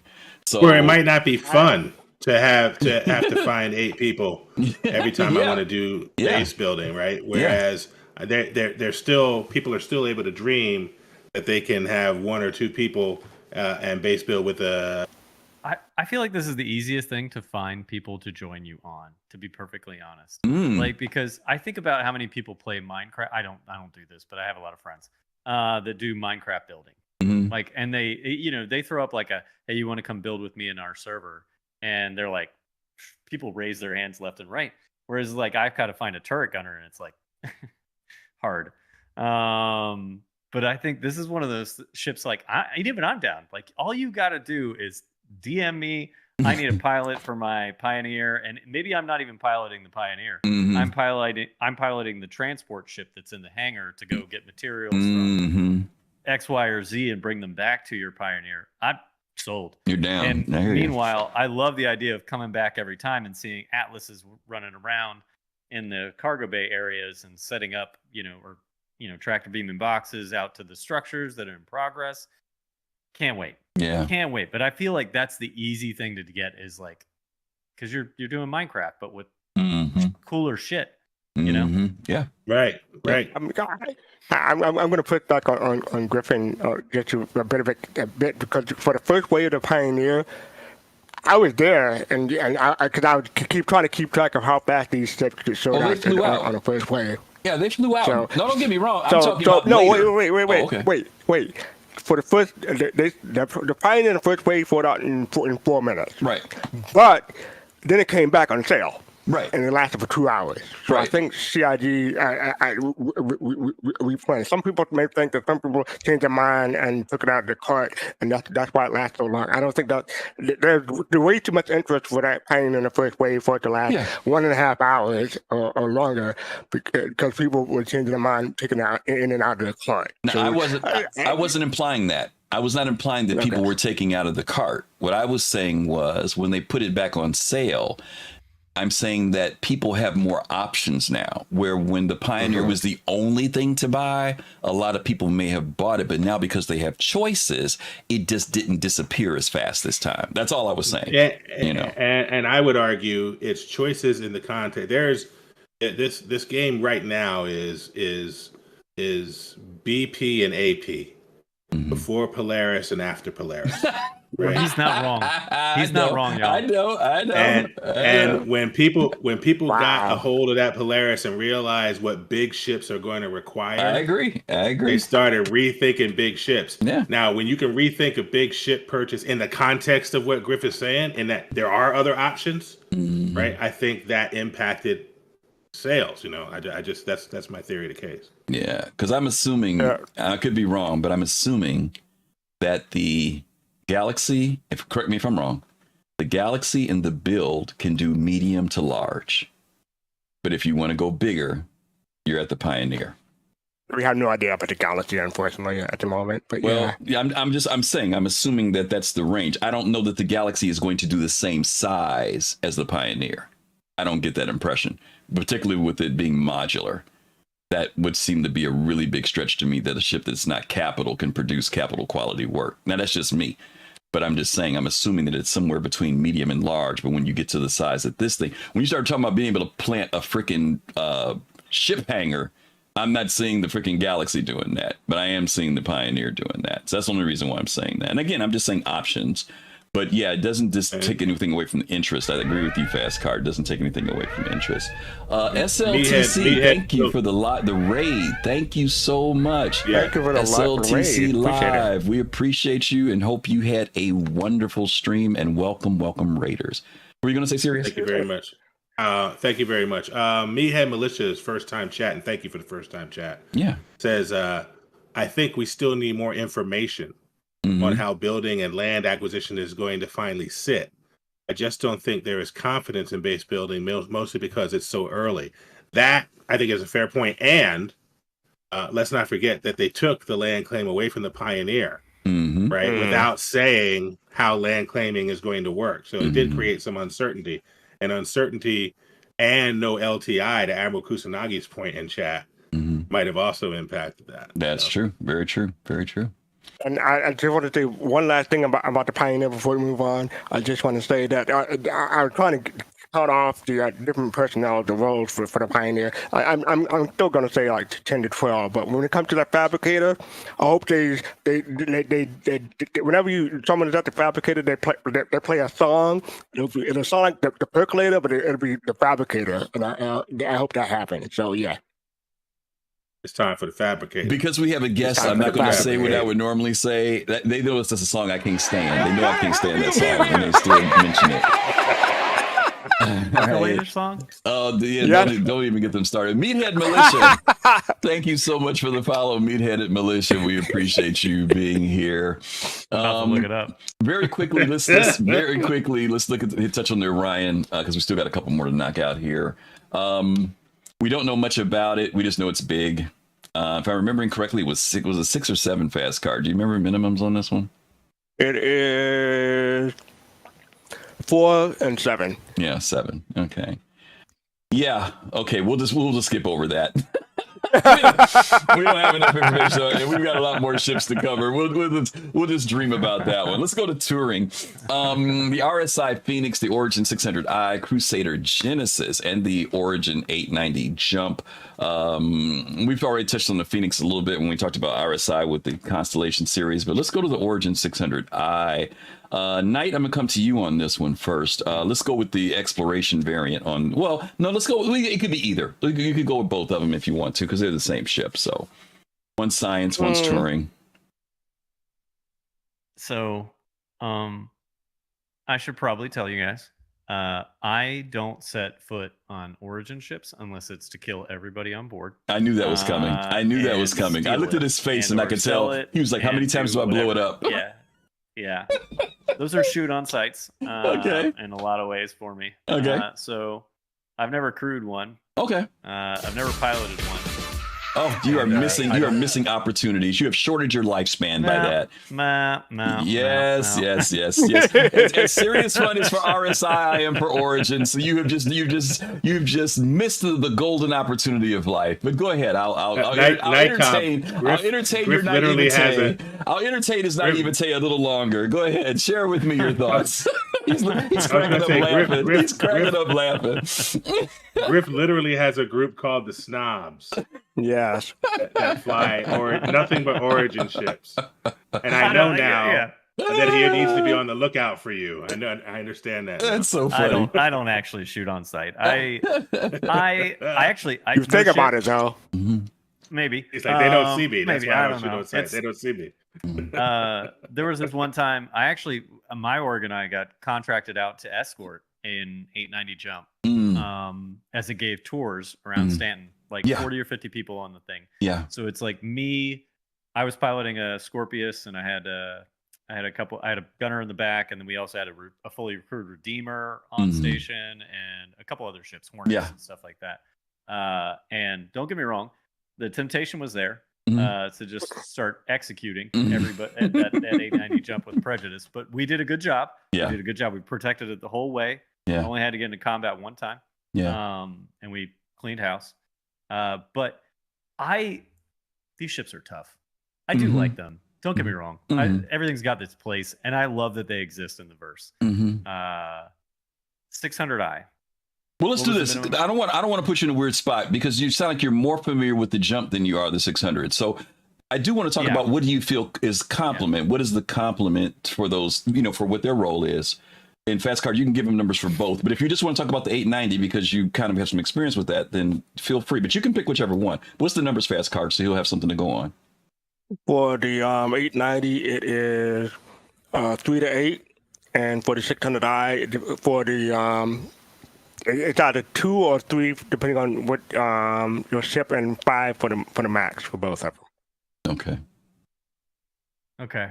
I think 890. God, man, it's got such a unique role. I think you're looking at like somewhere around 6 to 7. And I'm going to use my point of reference was that same example. What I watched that ship do was park itself above New Babbage, and as a luxury party ship, it had a shuttle pilot that went down and ferried people up from New Babbage up to the ship. Yep, from the surface to the ship.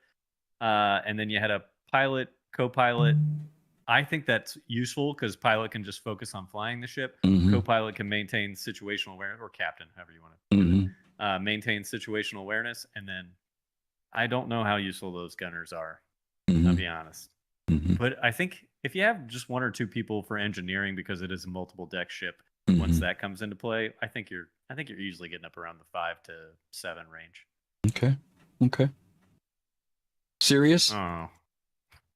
So here's the interesting thing I think about the original intention of the 890 jump and the resultant question that we have to have about where it's going, right? The 890 jump, weapons wise, and now PDC wise, and battle bridge wise. Remember, this is a ship that has a battle bridge. I think the original intention was this ship was luxury, ultimately refined, but it could still, get at you, right? That was the thinking, was that it looked like the perfect yacht, but don't get it twisted. You would F.A.F.O, right? And I think that today it's going to be resultantly less capable at that. I think it's still the type of ship that has to be moving away. I don't think it can be. I don't think it can respond offensively to an offensive onslaught. Right? I think it has to respond. The pilot has to be a defensive driver, right? And so as a result of that, I think less about, because unless Griff, because you're a snob. I don't even know how the battle bridge if it even functions, right? So for me, the compliment here is less about hitting out all the guns and more about, again, do I have engineers positioned so that I don't have to run for that last fuse all the way at the back? Yeah. Right. That's going to take out my whole resource network. Yeah. Right. Do I have, and you said we're not talking about guests, right? So it's just about like manning the ship. Right. It's do I have those people in place? Yeah. I could be wrong, right? It could be like, hey, even in this new environment, this is the profile they want the 890 jump to have, and they end up making the battle bridge something really offensive and cool, right? But right now, I just don't see it. So okay, FC. I don't have much experience with the 890 jump. I've been on them, but I do have a 600i, and I'm saying, and 600i is still the biggest soloable ship right now. But when that rework come, Man, we think people are hurt now. When that rework come, I don't know what's gonna happen because I mean it says 3 to 5 people. I'm Mhm. thinking it'll be closer to 5 by the time when the rework happens if they change Mhm. the engineering and all that good stuff. Mhm. So yeah, but as far as it being solvable now and solvable and not solvable, then that's going to be a conversation in itself. So I'm not looking forward to that. But hey, I mean, if we're trying to inform people. It will happen right Yeah. now. Yeah. I would say for the 600i, I would almost go with the 5 as a comfortable. And one of the things we don't want you guys to think is there can be times when people do dual roles, multiple roles, right? The 600i Explorer has 3 seats in the front. There's 2 weapons locations there and a pilot, and then there are 2 science stations in the back. Those science people, one of those science people could work as an engineer if necessary to take care of the engineering section of the ship, which is 1 deck below.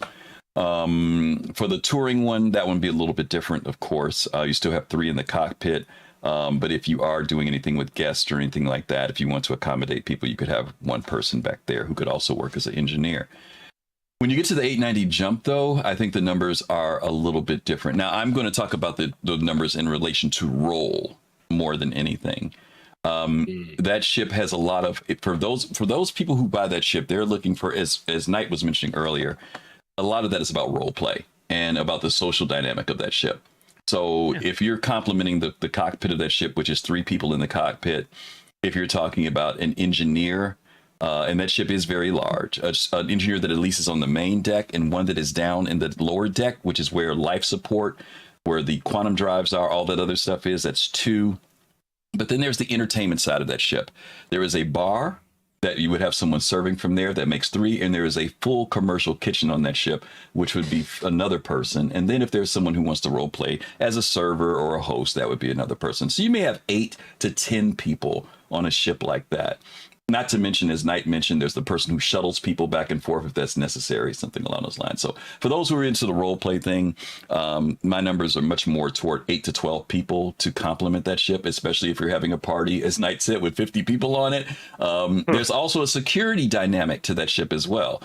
For those of you who don't know, the 890 jump can carry a complement of, if I'm not mistaken, 32 rifles, weapons to defend itself if necessary on the inside, which means you're going to give some of your guests rifles if you have to hold people off of that ship. Because that ship would be... Jade and I were just talking about that. I know you got a lot of Origin lovers in here, and I fear that I've alienated a few. No, you haven't. It's okay. They just said they ain't inviting you to the party. That's all they said. Yeah. Well, I said I was like, I make good security though. Yeah, there you go. I promise. Like you contract me out, I'll, regardless of how I feel about that particular brand of ship and whether or not I would ever own one. Yep. I will absolutely protect that asset if contracted out to do so. Very, very loyal. Yeah, that's cool. We heard about the security folks that helped out with those parties too. That was very cool that you guys did that. I thought that was a very cool thing, stepping into that world a little bit. You heard about that? Oh yeah, we heard. Around? Oh yeah. Oh, absolutely. A lot of us know about those parties that folks were having. We also know how they got crashed a couple times too. But we do know that there were folks that were doing the parties and having people on it, and they had security, and that was very cool. It was a good community stuff. Very cool. I'm down with that. Yeah, very cool. Okay, let's hit this next one here. We're shifting into the freight class here. Ooh, here we go. 2 of these we know about. Well, 1 of these we know about. 2 of these are what we're imagining about. Banu Merchantman, Drake Caterpillar, Ironclad under the freight class. Let me go to SeriousFun on this one. Pick one. Let's talk about it. And the Drake is the one. The Caterpillar is the one I want to talk about because we know about that one, but we can cover the other ones as well.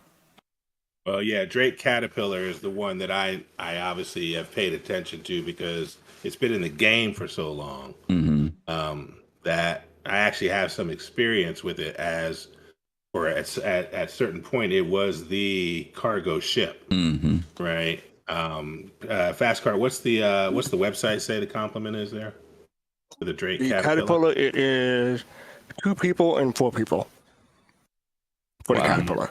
Wow. I could see 4 people. Yeah, that seems like minimum to me. Yeah. Right. That's where. But I was gonna say that's where I would start. Would be 4. I don't think 2 is going to get it done because when you think about that ship for purpose, whether it's 18 Furies that you have in there or it's the cargo, right? You're gonna need more. You're gonna need more folks. When they start to lay out engineering across that ship, they turn it into gameplay. So you're gonna have to run around the whole length of the ship, right? So even though it's not necessary, I mean, you do technically have 2 decks on that ship, but the cargo deck is so long that you're really talking about that's 2 decks in of itself. So I'd say 4 to 7. I'd say 4 to 7 for the Drake Caterpillar. Are we factoring in the fact of the modularity of that ship too? And I'm not trying to be funny. I know we've known it as cargo, but there may be other dynamics involved with some type of bay that does something. Do we need to worry about maybe complementing with more people depending on purpose? Like if there's a repair shop, yeah, you know what I mean, or whatever they make those other modules to be.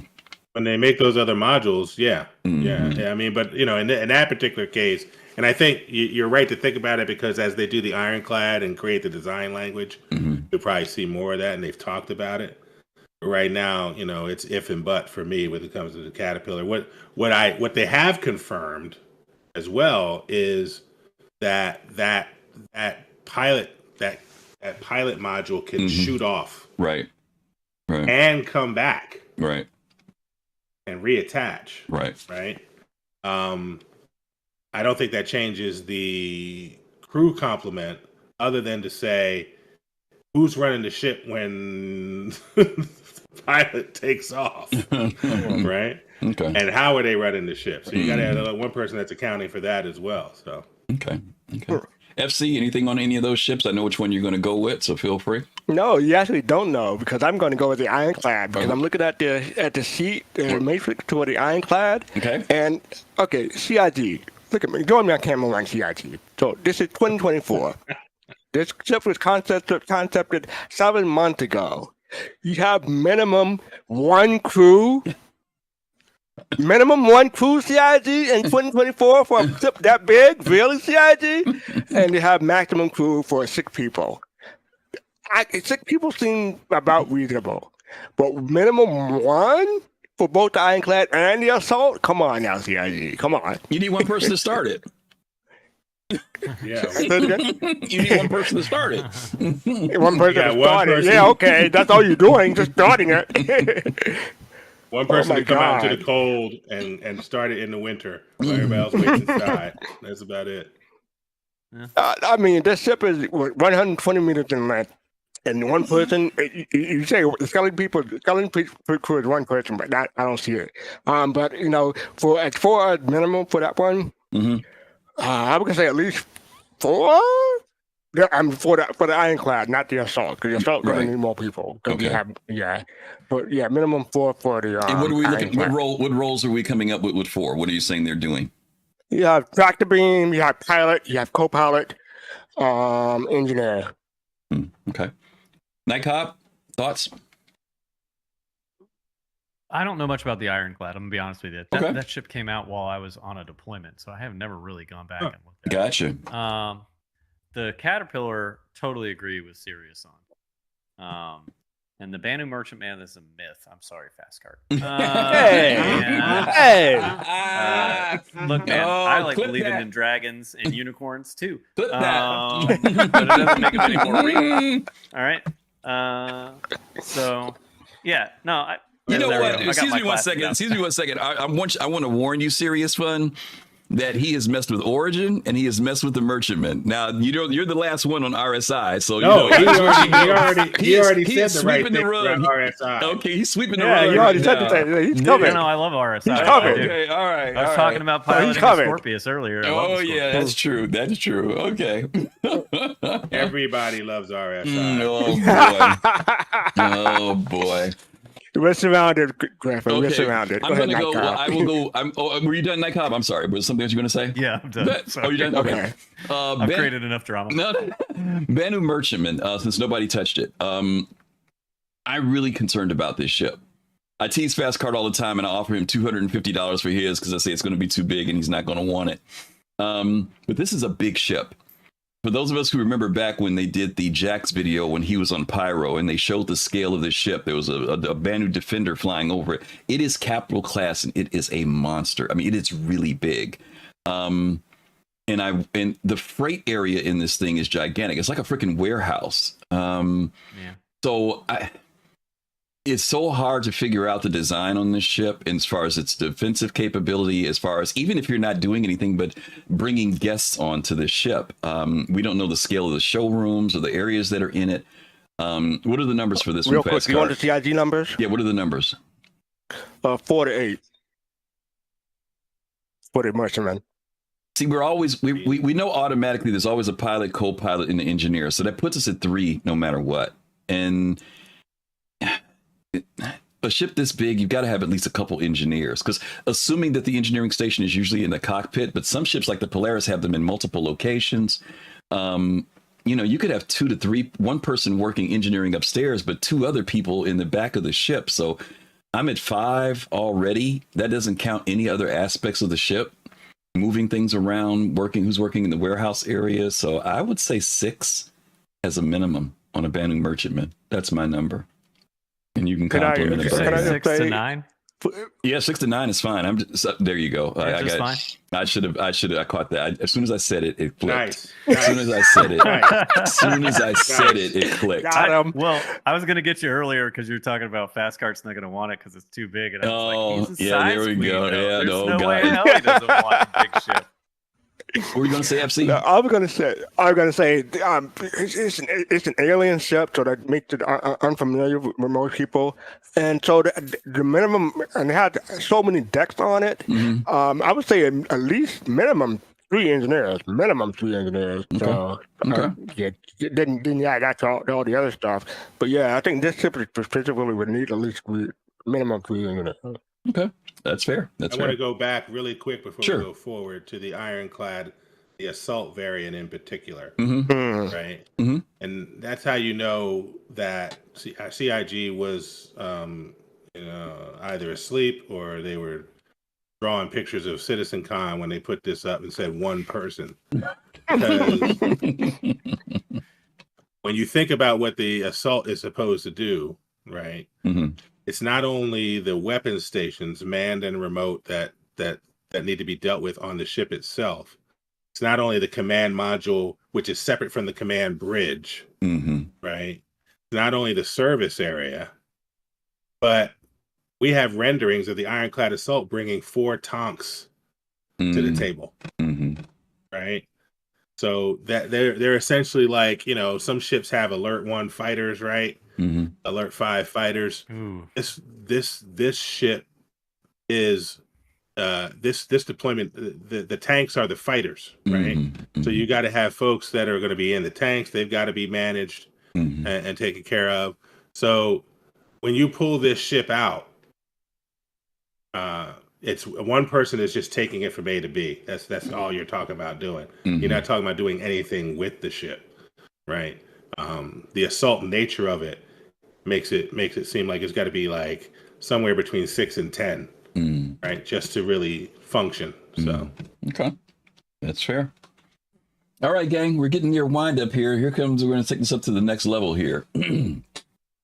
Subcapital class. And I have the Retaliator in there. I can kind of pull that one out, so just bear with me because I have it in there just because it has a decent complement of people working on it. But Retaliator, Hammerhead, Carrack, Galaxy, Perseus. And I'm going to focus on those first 3. Retaliator is an interesting ship because I remember when people first got it, they saw how many turret areas there were for it, and people were excited about it, but the turrets were horrible. And over the years, CIG has tweaked them and made them better. If I'm not mistaken, there's 6 turrets on here, and there are 6 beds on here. I mean, six turrets and 6 escape pods. But there are 7 when you add the commander of the ship, or the CO. So this may be one of those ships where you go down with the ship if you want to. But what do you guys think? Do you think that that's can the Retaliator hold? Mind you, there is also an engineering station on the ship too, now that I'm thinking about it. So right. That adds another position. So what are the numbers, Fastcart, for the Retaliator? For the Retaliator, it is minimum 4, maximum 7. And according to the site, it has 5 turrets. But You said that the extra one, so I'll go by you instead of No. That's right. So 5. No, that's right. So it's 5 turrets plus the engineer makes 6, and then there's the captain or the pilot rather. So that's 7. So Knight, I'm gonna come to you. Those numbers sound about right for you. Yeah. Okay. I would go with 7. Okay. I think that's exactly right. Mm-hmm. 7 for the Retaliator, and you are factoring for engineering, right? Because it's been 6, yeah, for the Retaliator, mm-hmm. and that's one of my favorite underrated ships in the verse. Is the Tally. A fully crewed Retaliator is ridiculously dangerous. That thing's tanky too, isn't it? Isn't it like really tanky? Yep. Yeah. Yeah. Well, it was. Who knows what the numbers are going to end up being Later, right. But for now, right. The last time we had any number stability, that it was really tanky. Mm-hmm. But then you had the missiles and you had all those turrets. And to your point, the turrets have only gotten better in their arc and in their utility as the ship has evolved. It is a fully crewed one is nice, but then you add one position for somebody to run around that ship for engineering, and I think you're straight. And I don't think you have enough beds for everybody. No, if I remember correctly, you go up that one ladder or whatever. There's like 4 beds. Maybe just 4. It might be 4. You're right, 2 and 2, and then the captain. That's it. Yes, it might be just 4. Ranking. Yeah, you got a hot bank. Yeah, for real, definitely. Yeah. All right. FC, anything on the Retaliator, or you want to go to the care? Okay, let's talk about the Hammerhead. This is an interesting one because I've seen this. This is a puzzle that I've seen people do all types of ways. What's the numbers on the Hammerhead fastcart? It is minimum 3 people, maximum 9 people, and it has 6 turrets. Okay, Knight on the Hammerhead. Knight, I'm coming to you on this one. 3 and 9. 2, 6 turrets, 8. I think you need a minimum of 9. I think 9 to 10 is. I think 10 is the ideal number, but I think minimum 9. That's including an engineer, pilot, co-pilot, and the pilot. And in that scenario, the pilot's doubling as the captain, but I'm okay with that on the Hammerhead. Yeah. Serious? Yeah, I think that's exactly right. Minimum 3. Imagine 3 people on a Hammerhead. We've done this before. Right? You've seen people do this before, where they try to get coverage for that thing with 3 people, and it's never enough, right? So, yeah. I'm just looking at some of the comments. How many guns? How many guns does it have again? 6 turrets. 6 right? turrets. Yeah. 1, 2, 3. Well, it's 2 starboard, right. 1 ventral, 1 dorsal. Oh, okay. All right. So 6. Okay. And when you have all of those positions covered, yes, 9. Then it's 9. So, wow, with 1 engineer, that's 9. Wow. That's a stretch. That's a stretch for 1 engineer, even, because that's a pretty big ship to run around on. If fuses start popping or anything like that, that's a pretty big ship. And that's why I said 10 would be ideal, because then you got 2 engineers, you got 1 pilot, co-pilot, and the co-pilot is understated again for that off-angle bore sight or off-angle shot with the missiles. With the missile operator mode, right? Yep. And then 6 turret gunners, so that gives you 8, and then you get 2 engineers, 1 for basically forward, 1 for aft. I think that's the win. Okay. Let's talk about the Carrack fast cart. What we got for numbers for that one? Hey, for the Kirk, you have minimum 4 people, maximum 6 people, and you have, don't have it highlighted. You have, 2 size 4 and size 4 and size 4. So I guess that's 4 turrets. Yeah, if I'm reading it correctly. So so let's talk about role on this one in particular. You know, this is it was originally a military expedition ship. So it does have the military aspects to it, along with the science aspects of it. You've got also other areas of that ship. You have a full med bay. You have a cartography area. You have a repair area. You have a drone area. So if we factor all of that into it, Knight coming to you, minimum and maximum. Yeah, I'm gonna pass on the Carrack. Okay. I'm gonna let you guys talk on that one first. Okay. To be honest with you, it's one of the ships I have the least amount of experience with, oddly enough. Fair. That's fair. Serious? Yeah. So when I think about the minimum is probably 4. Okay. Right. That's the minimum to function on that ship. But when I think about all the different areas, engineering, you're probably talking about 8 or 9 to really get that shit out. Get that ship out correctly. Okay. Okay. Right? And that's with people doing one role and then going to the other Doing rooms that some haven't other been area. activated. Mm-hmm. Yeah. Okay. FC? For the Kirk, come back to me for the Galaxy, sorry. We're not going to cover the Galaxy and Persis because those are I'm concepts. not going to call it Galaxy. Yeah, I don't have anything to say for the Kirk. Okay. Well, I'm going to go listen, go ahead. go ahead, Griff. No, I was going to say I was going to go closer to your numbers too. 4 to minimum. If you're trying to actually get out there and do some stuff, I would say 1, 2, 3, 4, 5, 6 to 7.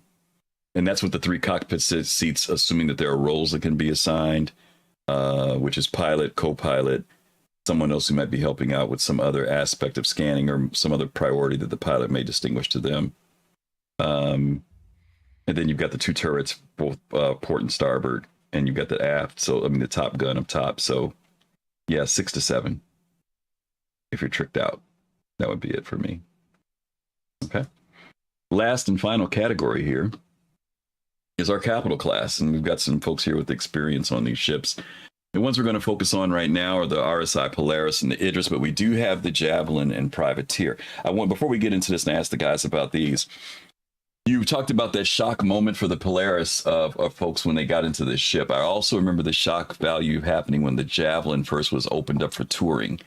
And as people walked around the Javelin, even though we only got to see about, 1/6 of that ship, there were a lot of people who realized that the scale of the Javelin was much bigger and of greater responsibility. Some people actually melted their Javelins back then because they were like, how many people they got to crew this thing? And once they actually flew around and found out, or at least they walked around and found out, they realized that thing's a monster. And for those of us who have seen the Javelin up close, it is... let me go to Knight first let's talk about that. Knight, when you saw the Javelin, what were your feelings about it as far as logistics and operation? I'm going to try and do this without being too spicy. How do I do it? I'll be honest with you. Like, if you want to talk about what looks like it almost requires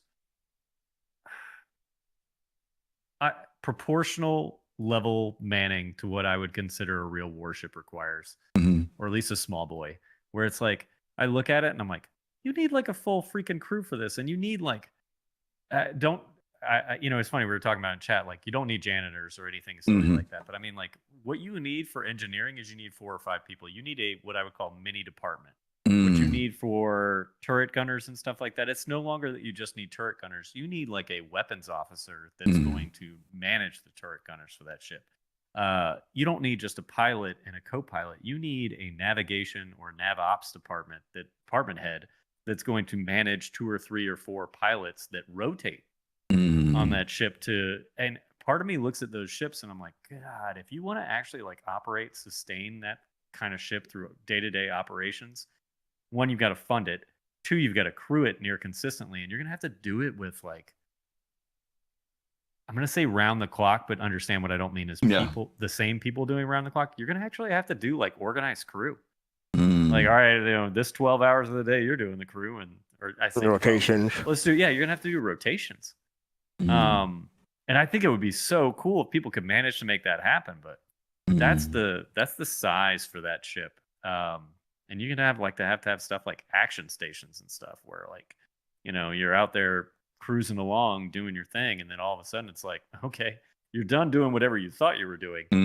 You have now all very specific roles for battle stations or action stations, whatever you want to call it. So yeah, that's what I think about the Javelin. Yeah.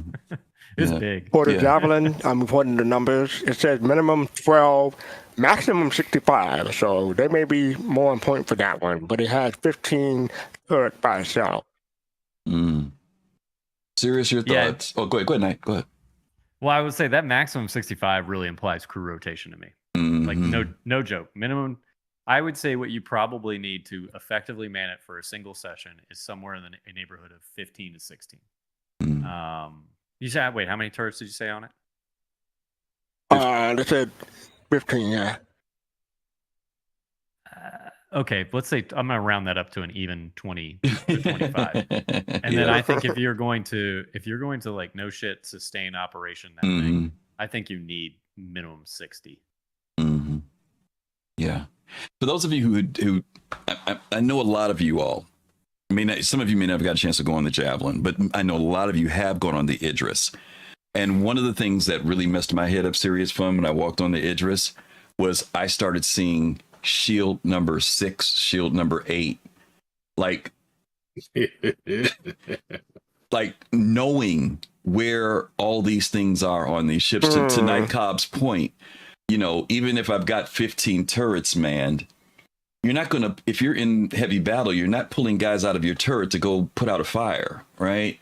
And then that person has to know exactly where, or at least there has to be someone to tell them, you know, shield 7, starboard left, you know, how do you, these people have to know their roles and their jobs and know these ships very well, because one of the things that's been pointed out about this large capital ship battling is people have been so used to going out and firing on capital ships, and, you know, a certain amount of time goes by and, you know, they wear the ship down and they blow it up. But if you've got a competent crew on that ship who is, yeah, they're firing back, but they're also fixing it at the same time. And you've come out with your fighters and your ballistics and everything else, and you're burning through ammo and everything else. And these guys are sitting in with a cup of coffee in one hand and a multi-tool in the other, just constantly keeping the ship up going. It's going to be a lot of work involved in that, but you need to have those people who also know what they're doing. And so how do we, is it impractical? I mean, when Knight says 60 people, you know, are these ships dedicated toward orgs at this point? I mean, does this leave out the org that only has 20 people and a Javelin? I mean, if they take it out, their odds ain't that great. I don't think it leaves them out, but it does say that they have to be innovative in their strategies, right? You have a 20-person org, they may have to go on the server and recruit 8 people, right, to fully kit out. You know, it is what it is. It leaves out the solo player. You're not soloing a Javelin, right? One of the things that's interesting about what you're saying is it reminds me of that one of those early scenes in Star Trek: The Motion Picture, where Kirk gives an order, and the guy who was the captain, Willard Decker, delays that order. Right? And it's because he was there and he knows the ship. And he knows that order is going to put them in jeopardy because he actually has a mastery of the ship. These are the types of ships that you can start getting that type of gameplay, right? You can have somebody who knows the ship so well that they go, someone's going to run to change out a fuse. And he goes, no, don't do that. We've got 3 fuses back there. We need you up here to complete the circuit, because they know their ship so well. Yeah. Right. Yeah. And that will be when you get that type of Scotty in engineering, right, in your org, or somebody who's known for that across the verse, that's going to be a commodity, right? That's going to be a real differentiator in conflict, right? Versus people who are cool, they got a Javelin, they got enough people, but nobody really knows the ship, right? So a smaller org with people who really know the ship will be probably more effective than other orgs. So it's going to be very interesting to see how that goes. We saw the Javelin in the Squadron 42 video. Yeah. It felt like 65 people were on that ship. Yeah. Right. Yeah. It looked like, it didn't look like 20 people were on that ship. Right. Yeah. It looked like there were a lot more people on that ship. Yeah. So, I appreciate CIG going for that type of scale. And players and player orgs will have to challenge themselves as to whether they're up for that. That to me was end game stuff before they talked about end game stuff. Yep. Right. So. Yeah. Yep. Cloak and Bear says, can't solo my javelin. I'll take that challenge. So I want you to know that. He says he's willing to go for it. And I say you good luck fly with it from that. A I to don't know if B. you saw my reply. Yeah. I mean, that is the basic definition of fly around and find out. But he also said he always stay positive. So you know that's a pretty good. I do want to say Blue Falcon talked about something that Knight talked about, which was dedicated damage control teams. You know, where you may have to kind of create all these different aspects for these ships, where people know these roles that they have. I want to go back to my two guys here who know about the Polaris and the Idris, because I've only been a guest on one, but they've had the opportunity to fly them and take them out. I don't know if you guys have done the same thing with the Idris when the Idris missions were out, but fastcart, can you give us the numbers for the Polaris, please? Minimum and maximum. Polaris says men 6 people, max 12 people, and it has 6, 4, 3, 13, 7, 17. No, PDC. So that's 13 turrets. Okay. Plus 7 automated. But what were the minimum and maximum again, please? Yeah. Minimum, maximum 6 and 12. And can you give us the one for the Idris as well? Because then we'll talk about both The of these. Idris, I have that. Time. The Idris is 8 people, men, 28 max. Okay. And it has 7, 5, Well, I'm not worried about turrets. 17 I'm not worried about turrets. I'm just Not worried worried about about turrets. compliment. Okay. 8 and 22, 8 and 28. Okay. All right. Knight, I'm coming back to you. Whichever one you want to pick, Polaris or Idris, you want to talk about. I'll pick the Polaris. I think minimum for full combat capabilities is 8. Desirable is closer to 10 to 12. Okay. What roles would and let's talk about this a little bit, because one of the things that I loved about the Polaris when I went on them, and I've seen this on several of the ships too. The Idris is the same way, Javelin is too. Man, when you go into the cockpit area, the command area, you got all these seats, right? And I know CIG, they aren't just putting in there for decoration. They're supposed to be roles there. They're things that people are supposed to do. What are you seeing roles? And let's work under some assumptions with our theory craft with you, Knight, a little bit. That CIG is going to give you as the commander the capability to dish out roles. So what roles do you see? I think in the Polaris there's like 6 seats. Is that correctly? Is it 4 or 6 that are up there in the cockpit? You guys remember? 4 plus the captain. 4 plus the captain. So what would you designate those for if you were breaking down into roles? Obviously pilot and co-pilot, but what would you, those other 2 seats that are back there, what would you be looking to assign those to? Well, the other 2 are remote turrets. Oh, they are. Those are remote turrets. Okay. Yep. But what if you can give can you give assignments though to those at all? I wonder if CIG is going to do that, because they talked about assigning roles. Well, so the convenient thing was, in the short term, the captain has the ability to manage like power blocks and stuff like that from their chair. Right. So even my captain found himself doing that. Again, talk about it took workload off me as a pilot, took workload off the co-pilot. In addition to situational awareness, but I think ideally in the future it's going to be you designate that role to 2 engineers, because there's 2 decks. But then you've got the torpedo operator. You've got all the, because you need that torpedo operator. I don't think, based on its complement and how much they cost, you need to worry about like a torpedo loader. Like, I don't think that's a thing. 24 is ridiculous. Yes, a lot. Well, 28. 28, excuse me. Yeah, you're right. Yeah. 28, 4 in the tubes. You don't need somebody, if you're in that kind of sustained engagement where you need to reload torpedoes from the cargo bay. It was time to leave a long time ago. But I mean, maybe. But I mean, I would just double down that as somebody like a spare engineer. But you're going to need 2 engineers minimum for that ship when I think that gameplay comes online. Yeah. And ideally, you got every turret man, you got a pilot, co-pilot, and you got a captain to maintain situational awareness, because that was so useful when we were doing it. They show understated. Yeah. On the Polaris video, there was some interesting things they showed. And I know some stuff they do is just, for the sake of creating, a great scene for marketing. But I got the impression when I walked through the Polaris's engineering room that there will be things to do back there. In other words, it won't just be back there running on its own. Because there were multiple stations. Yeah, there were multiple stations on there, right? Yeah. Are we seeing that when we get to ships of this scale, I'm not just like that engineer who's looking at the main panel and then there's somebody who's responding, but maybe there are other engineers, because they talked about these other roles of a tuner and the mechanic. Are there going to be people working like while the ship is in flight or while it's en route somewhere? I mean, are you going to have, there's a possibility that engineering will be, these are engineers. They're not just responding to put out a fire, but they're doing things at the same time. Because I know on ships, that's what happens, right? Everybody's not, they're working. Is that something you think might happen? Whoever wants to answer. Yeah, I absolutely do. That's why there's ladders down into areas of engineering where there's no functionality right now, but there will be, right?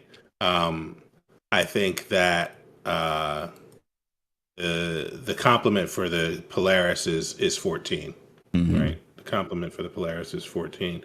Now, if I recall correctly, there are 12 escape pods, right? But I think the complement is 14, for all the reasons that Knight just talked about.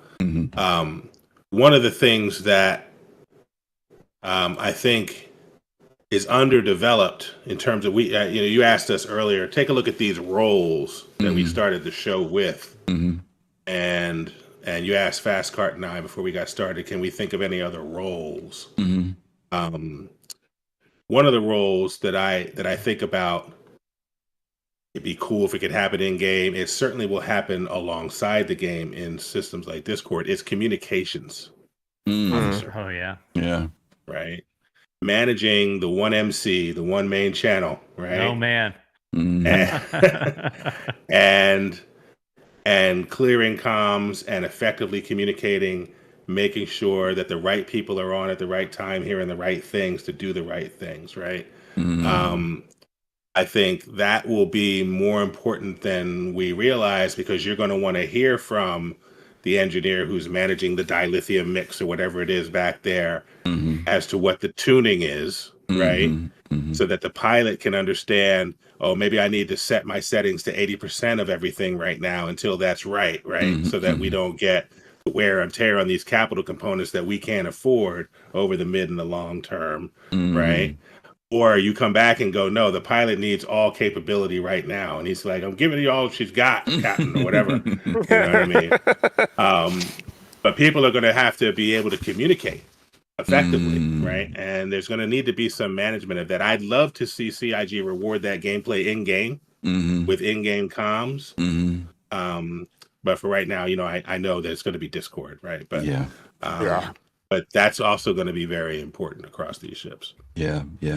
I don't know. There may be some role-playing groups out there that does it like that.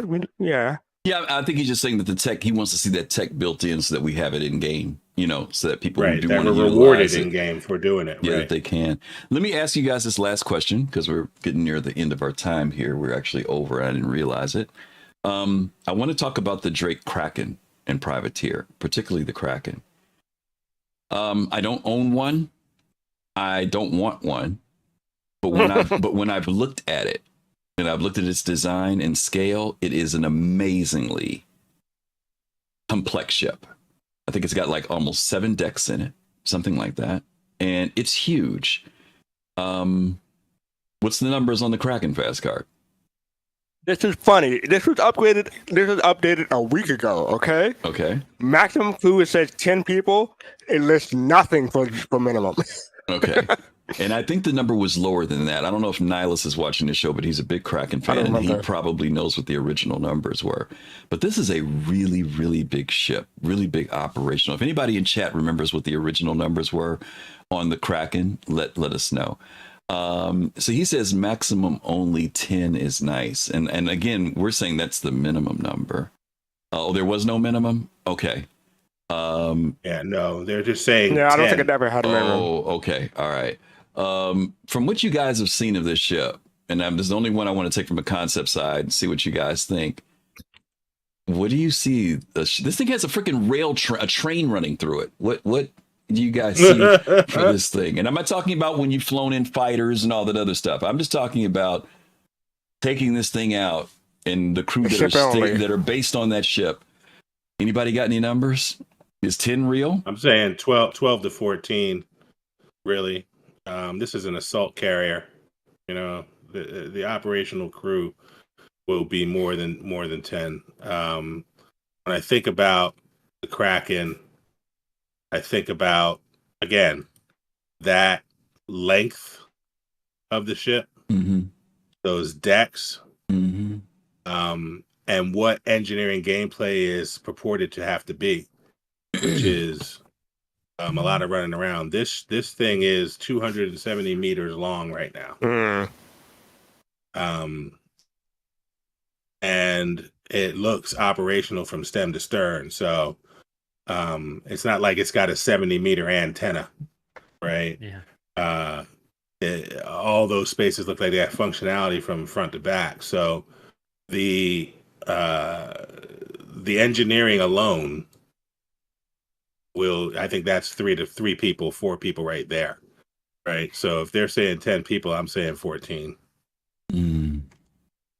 Okay. Knight, you got any thoughts on this one? Totally agree.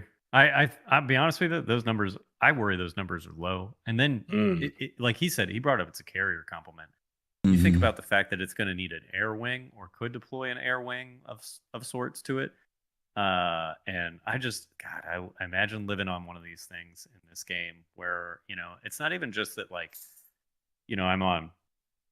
maybe I'm in an alert status, where it's like I log on for a few hours a night and it's like, hey, I can go out and do stuff locally, but I got to be ready to come back and, do alert fighter things if it gets attacked and stuff like that. I just love the idea of being able to be up on have my ship on up on one of the carrier pads and just be able to, like, yeah, I'm going to go run a bounty or something like that in my Cuddy Blue. And then I'll come back and I park and that guy goes to the brig and I exercise out of a given space off that ship as a mobile base for a while. But it's going to require a significant crew complement to make that thing work. And yeah, I mean, you might be able to do some double duty with, like, hey, some of the pilots that are flying cap are like pilots or engineers on the side or something like that. But I think you're going to need a solid minimum to keep that thing sustainable.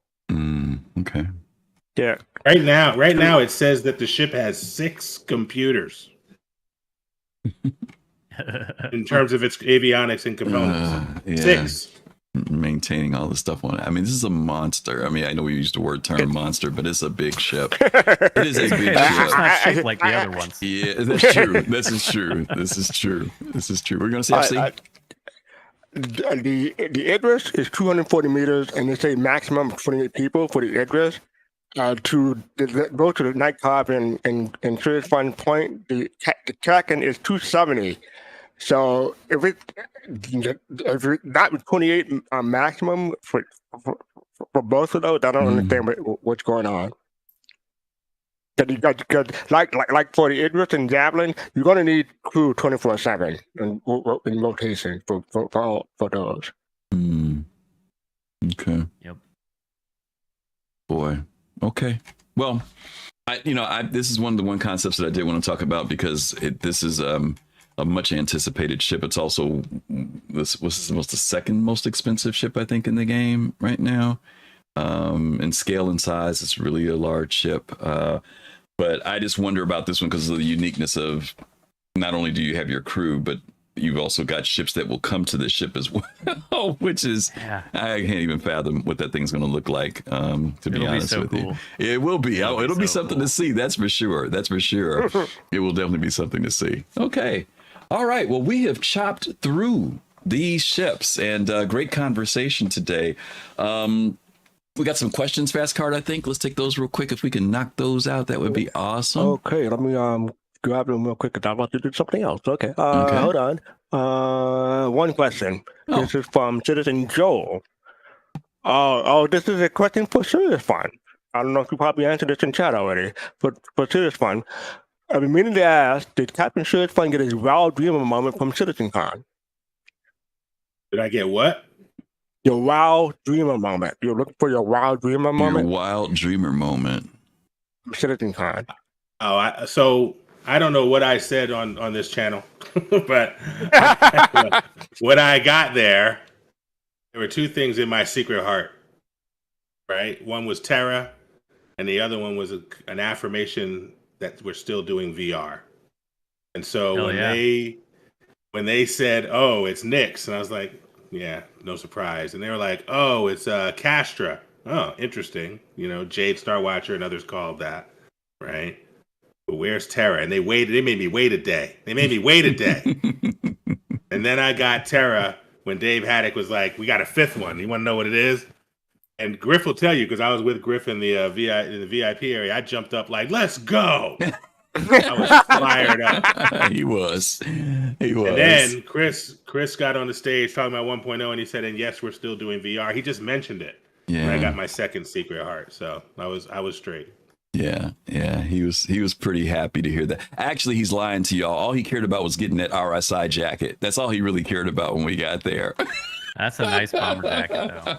That is a nice bomber jacket. I like it. Especially when Jared came out. When Jared came out in it, I was like, "Oh, it looks like I thought it would look, and now I must have it."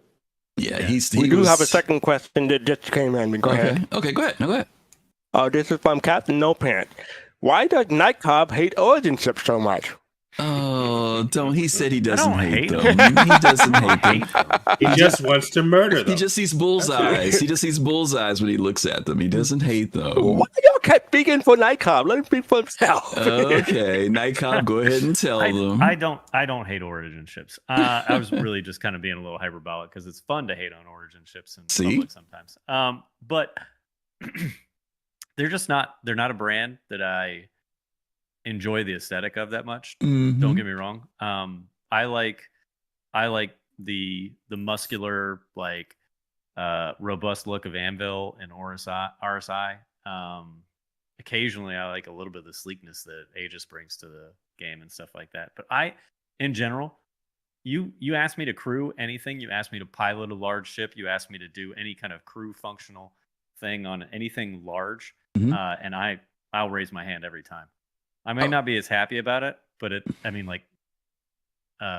outwardly as happy about it, piloting an 890 jump. But man, if you contract me out to pilot the 890 jump or do some form of crew aspect or private security for it, you sign me up any day.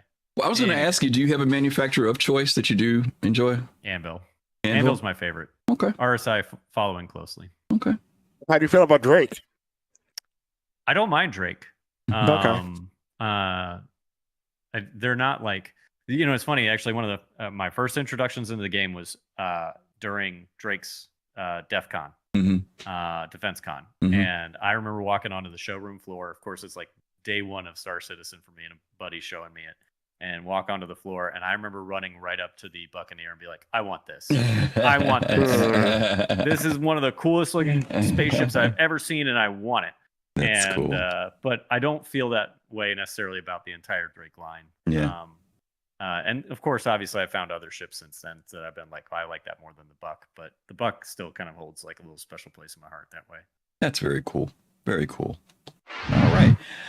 Well, listen, N1ghtCOB, we want to say thank you for coming to the show today, especially within less than 24 hours notice. I want to say thank you for having me. Oh, no, we're happy to have you on. Fastcart has someone to crack jokes with, so you made him happy. That's all I got to say about that. All right. I'll do that anytime. We have to keep him restrained normally, so you gave him some freedom tonight. But tell people, again, where they can find you, whether it's your social media, or I know you were some references you wanted to put out earlier, so let folks know where they can find more about you. Absolutely. So twitch.tv, Tree, TREE, 0311. You can find me doing Armchair Admirals and Generals podcast with Tree and Atira Kell. And he's got a YouTube channel as well, but under the same name. And then Atira Kell, which is Atira_Kell. He does various videos like a soldier's opinion and stuff like that. And he comes on Armchair Admirals and Generals. And he makes a lot of Star Citizen content. If you want to ever see me messing around in my org, with Atira Kell and various others, crewing ships and having fun, you can check out a lot of his YouTube videos for that too. What's the org? AMMO, AMMO, Armitage Mobile Militia Organization. There you go. All right. Awesome sauce. Awesome. Let's see. Fastcart. Talk about Thursday, Captain Serious. Talk about Soul Voices, and I'll talk about next week. Thursday, 9 p.m. Eastern, 2 a.m. UTC. We have Soul Talk. We talk to our citizens with members of the community. That is a chance when you, the community, get to talk with us on Discord and the stream and what's going on this week in Star Citizen. We cover ISC, we cover SEL, depending on if they're happening, and whatever else is happening that week. And we have them at Cinema 2 most of the time. So yes, Thursday, 9 p.m. Eastern, Soul Talk. Join us. Yep. And Saturdays is 2 p.m. Eastern time is Soul Voices.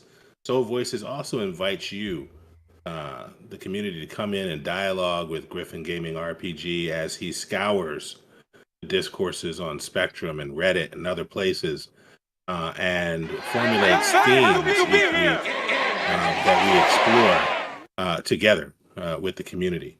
Soul Voices is Saturday, 2 p.m. Eastern Time. Sometimes the player haters even show up, so you know you got to be there for that. And Soul Voices not the player haters. Soul Voices is part of PodSat, Podcast Saturday, where we kick it off at 2 p.m. We kick it over to Paul Shelley and the Astropub for the Captain's Table, and then the evening finishes with the OGs of Star Citizen Relay. So be sure to check out Soul Voices starting at Saturday, 2 p.m. and then stay all day. Just put your headbuds on while you have to clean the house or whatever, and stay all day for PodSat. Yeah. Shout out here to Lahar 1989. Thank you for that follow that you just dropped in. Also, Denny Boyce, we missed you 20 minutes ago. Thank you as well for your follows. Next Sunday, we are going to be doing a show called Preparing for Pyro. There's no graphic because I just changed the show thing a couple days ago and forgot to make one up. But we will be talking about, once again, since we've flown around and found out a little bit more about Pyro, we're going to be sharing with you guys our thoughts about Pyro. And are all the stories true? Is Pyro as dangerous as they say it is? Or is it more dangerous than they've said it is? We're going to be talking about all that cool stuff next week. So hopefully you guys will be back to join us next week, 7 p.m. Eastern Time, as we continue. And by the way, we're in Wave 2. For those of you who are in EPTU, and let's hope that CIG continues to charge forward, give out some more patches, get things tighter. So for the holidays, we have a fun Pyro to play around in as we go into 2025. Once again, giving a big shout out to N1ghtCOB. Knight, thank you again for joining us. It was great having you on, man. Looking forward to doing more with you. Great to have you. Serious, fastcart, as always. You guys, amazing. Thank you for being here as well. We are going to be setting up a raid. We always try to find some raiders every once in a while who are just getting started or don't have a lot of views. We're going to check out Rick Tries Some Video Games, all space gas, no space breaks. When you guys get over with Rick, let him know that you came over from the Soul Citizens. Give him some love. If you like what you see, follow. And again, thank you guys for being with us this week. Till we see you guys on next week, take care of yourselves. Stay safe, stay healthy. Peace, love, and soul. We'll see you guys soon. Take care. Ciao.